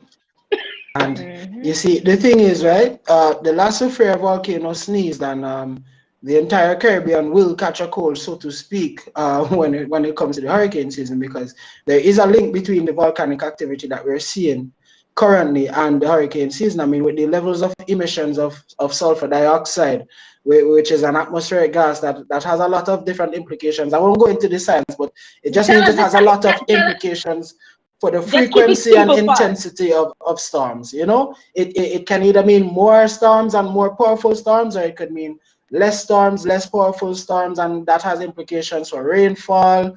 It will affect different islands in different ways based on our settlement patterns and all of that. So I mean, in terms of the hurricane season, we all have to be mindful of it and keep a close eye, because as Heidi was saying, global warming is still there. We have to keep a lot of things in the back of our mind. The pandemic, the eruption, global warming, climate change. It's a lot to keep on your mind, but we just have to be cognizant that hurricane season is right around the corner, and here in the Caribbean, we have to be on the lookout for not just ourselves, but for our neighbors, because if your neighbor house on fire or your neighbor house flooding, then you gotta watch yours. You have to watch yours. I like how you said it. Earlier you've remained quiet. I don't know if you're not unable to chime in. You remain quiet throughout the discussion. I see you shaking your head to the left and to the right. No, well, you see, the politics talk, I would leave that for Kezran. As much as a lot of persons have said they see me in politics in the future, I actually had a conversation with Utamu up to last night, and we were saying the persons who, in my opinion, you're seeing mostly on the ground are not the politicians. And for us to really help to develop your community in the best possible way, I think right now, is to be essentially a man in the community and take care of the persons in the community. Because, to be honest, the persons who came around looking for the votes during the election time, which wasn't so far gone, you're not seeing those persons who lost as much as, for me at least, I'm not seeing them. Maybe you're seeing the persons who won, because I could say in my group, I took the responsibility of dealing with the Maracay district, and that would have been Monday. I think I went out to Richland Park, and I saw the representative Jimmy up there now entering the shelter, and I was happy to see that. But the persons who really lost their seat, I don't really see them doing much. I must say I've heard about Miss Velox in Cacoa area, fine. Oh, definitely. But a lot of the persons, where are they? All of these persons they pull in to get votes from, in terms of you're pulling an analyst to come and help you pull off some activities right before the election to say you are so into youth. You don't see them being active now.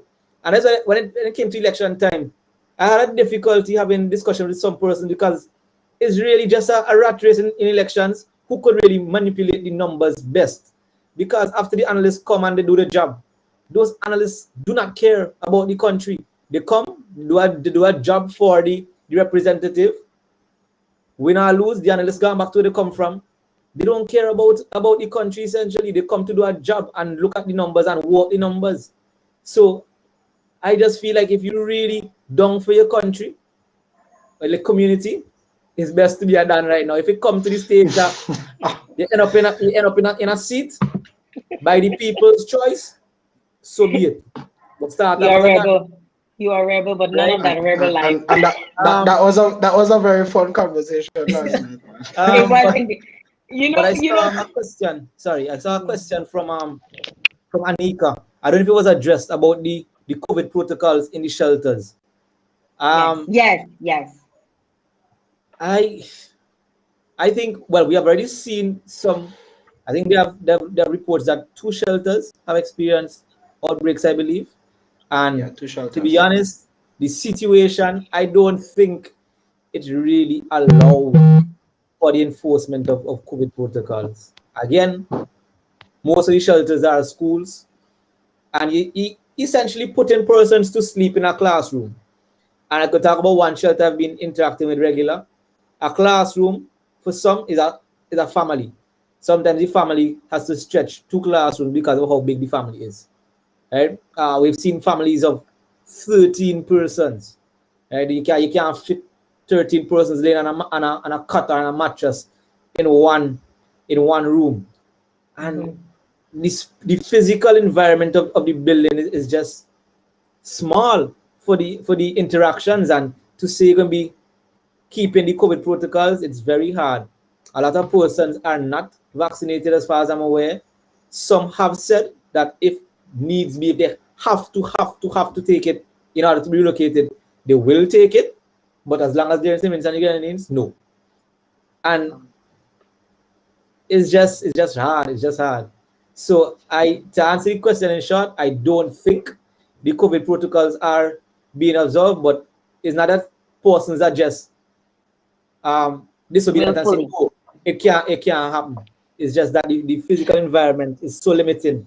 It really puts a strain on the possibility of enforcing all COVID protocols. I mean, on the plus side, you're getting persons to wear masks more often. But again, you're lacking running water in some shelters. So the washing of the hands and all these other things, it kind of is a compromise here and there. And another dimension to it as well. We were speaking about mental health earlier. This is a trying time, and physical distancing, especially amongst family members, as you could imagine, would be a very difficult thing to attain currently. You have entire families being displaced, from the elderly to the young babies, the sick, the disabled. You understand? So now is a time when human nature tends to trump other things, and of course we're still encouraging persons to be safe, but you can imagine that while the volcano is erupting, that a few persons are going to hug their loved ones a little tighter, and mothers are going to have to hold their children a little closer at night when you're sleeping in an uncomfortable. Things to keep in mind. There's a lot of things to consider. Yes, go ahead, Heidi. Going back to the question as to what next, I don't know what next, but 2 of my main fears I'll express. 1, the upcoming hurricane season. I am concerned that if St. Vincent and the Grenadines is affected, and depending on the location of the storm, that persons who are in the green zone currently and who are quote unquote safe, they may be impacted and they will have to move into shelters. That is my fear. I am also fearful of the strain on the health system especially where it relates to COVID. We know that affects largely the respiratory system, and I am concerned about if that breaks out, if there is a serious spread, whether or not our healthcare systems will be able to manage that, and couple that with the impact of ash on asthmatics and other persons who have respiratory illnesses. So those are my two fears: the hurricane season and COVID coupled with ash on the healthcare system. How we will deal with that? Hopefully by a little bit more than thoughts and prayers.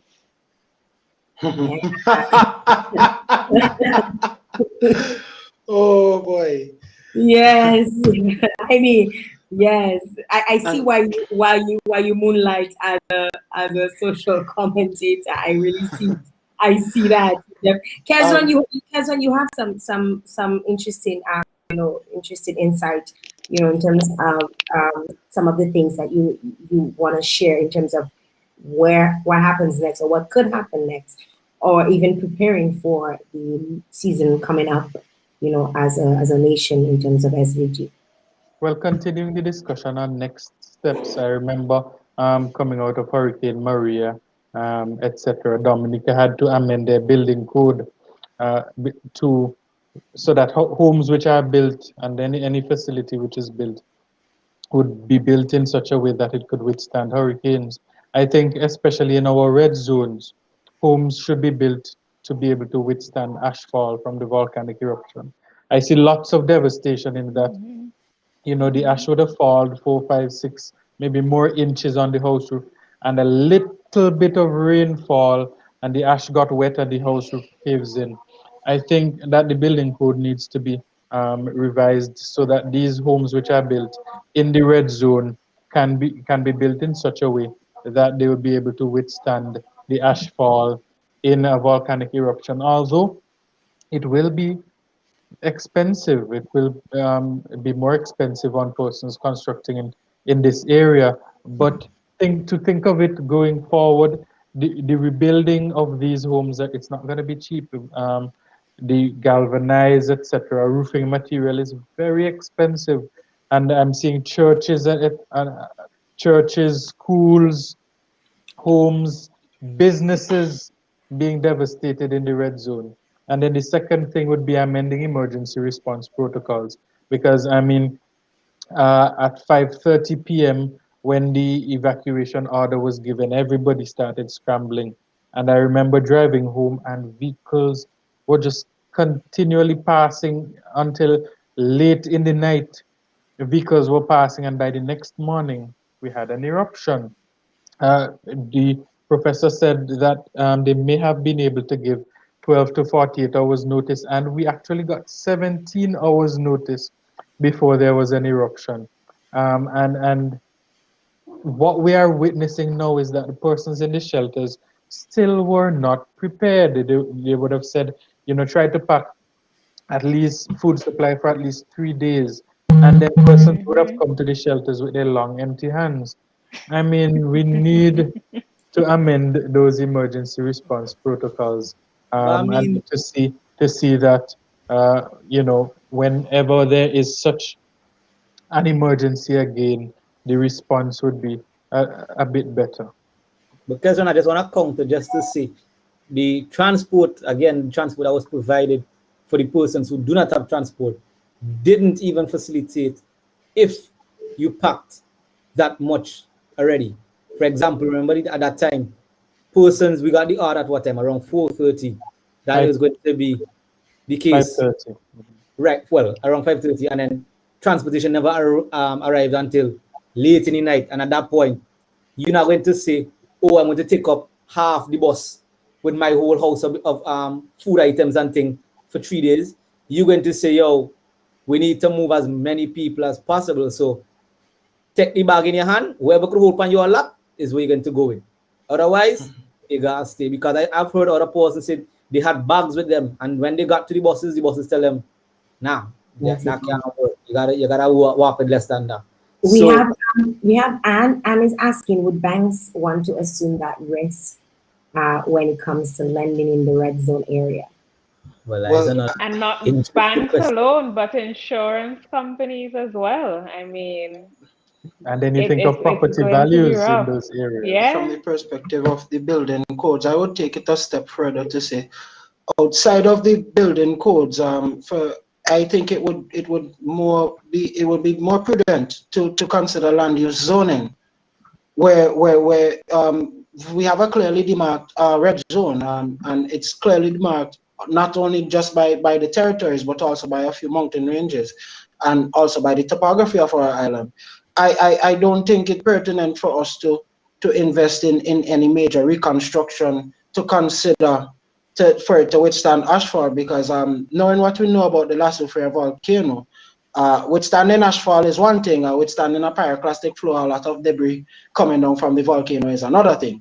And that type of expenditure for that amount of risk, is a very interesting question that the person asked. Would the banks be willing to do that? Would the government be willing to invest in the reconstruction of those communities in that high risk area? Or would it be more prudent to say, okay, we're going to demark these areas in the land zone for land use purposes such as agriculture, or some sort of industry, or fishing, and in order to reduce the impact on human livelihood and human life in general, rather than having. Okay, I think he broke up first. Vincentians never really settled in those areas. We settled in the green zone. It was only after a certain period of time where our ancestors were forced into this type of settlement patterns on the hillsides, and further into the red zone. So maybe we have to look at it historically to see where our people used to live, and maybe we need to apply some of that indigenous knowledge to the way that we build going forward and the way that we settle going. All of that pressure on the emergency services to get people out and so on. Why not just keep people out of out of that area, so to speak? That's just my take on that part. Any final words, guys? We're about to wrap up. I know this has been a very interesting conversation. It went off and it came back on, and it's we went off. But I feel like all of it was important to speak on. And like I think Gerald said, very knowledgeable group. Keep up the great work, guys. I think you guys you guys are products of you. Hello, like like it's expected. That is expected, and it's expected not just within the Caribbean but around the world. When people hear UWI students, they want to hear what they have to say, because you'll always have an opinion and you always can back it up with some level of facts and history and all of that good stuff. And I really want to commend you guys for coming on here and speaking with me this evening. And given that you guys are, three of you at least, are in areas, are still in St. Vincent, and you're still, even if you're in a green zone, you're still on the island, and that in itself is difficult, to have to know that at any given time something can happen in terms of another eruption. This is something that is devastating. A lot of lives have, livelihoods and people displaced, and the mental impact and all of that. Like it's just so much. It's like just too much. I just want to give you guys an opportunity to have, to give your final words, and we'll wrap up. Okay, maybe I can go first. I just want to say to the panelists, to keep up the good work. Odion, Utamu, Heidi, even Heidi from so far away. Just keep up the good work. St. Vincent and the Grenadines demands our best selves at this moment. No storm lasts forever. This too will pass. As I'm sitting here, I'm getting messages about persons needing things. Somebody saying they have 3 evacuees by them and they need food and water. And what can I do? When we finish tonight, I'm gonna take some diabetes strips for one of the evacuees, who have diabetes. They need that testing and so on. It's gonna be a long road, but we need to devote ourselves. St. Vincent and the Grenadines demands our best selves, and it's not that you're not seeing persons. You're seeing a lot of persons and their efforts on social media, but some prefer to be private, like myself. I wouldn't post when I assist someone or some families, but so much has been happening around me. It's been constant and breathtaking. But this is our country. My neighbor's stringberry here, as we usually say, and we need to give our all, put our all into it as much as we can. So guys, keep up the good work. Do not weary in well doing, for in due time we will reap if we fail not. Thank you very much, Kazran. Ian? Pretty simple. I just wanna say big up to everyone on the live who tune in this evening. Special big up to the UE people. As Anik and RL I met in UE at some point as well, and ASA. Big up persons who are on the ground, putting in the work and just assisting in whatever fashion, wherever they can. As Kezran said, whether it might be the efforts are highlighted or not, just big up yourself and continue to assist wherever you can. Big up to the persons who are away but still supporting us with more than with more than prayers, I guess. But a special big up to the youth who have taken charge at this point. Yeah, because one thing I'm very amazed about with my group is that it's a bunch of youth. Yes, and we just decided, to be honest, we have spiraled into something that is very efficient now. It may not have been the most efficient when we started, because we have started delivering donations since the day of the eruption. Yep. But we have definitely worked through the cycles and gotten a very efficient and effective process down pack right now. And the fact that a group of youth who hardly know each other, because some of us, we just know each other in passing, like, yo, I know that person is Utamu, but I don't really know him. I know him because I see him somewhere else. So you have that kind of group of persons, and we just come together, and in the space of no time essential, we have had donations done, and we just continue building the process and getting better every day. So a very special shout out to the youth who are taking charge right now and ensuring that we build back better in St. Vincent and the Grenadines. Thank you for your time tonight. Thank you very much, Odian and Tamu. Okay, well, I just want to echo those sentiments to say, first of all, big up to everybody else who is on this live, Kezran, Heidi, Odian. I see the work that you guys have been doing on an individual level, and I just want to give you that sense of encouragement to continue the work that you're doing, because it's necessary work. I want to thank you for having us here on this program tonight. Thank you for everyone who would have tuned into the live. And to my fellow Vincentians, I would say a year that we hear mentioned a lot right now is 1979. That's the last time our volcano erupted. But also in 1979, I don't know how many persons know, Vincentian football teams ever who almost made it to the World Cup as a small island state. 1979 is also one of the years where our civil society was most active, when we had a lot of different groups, community organizations, NGOs. 1979 is also the year that we gained our independence.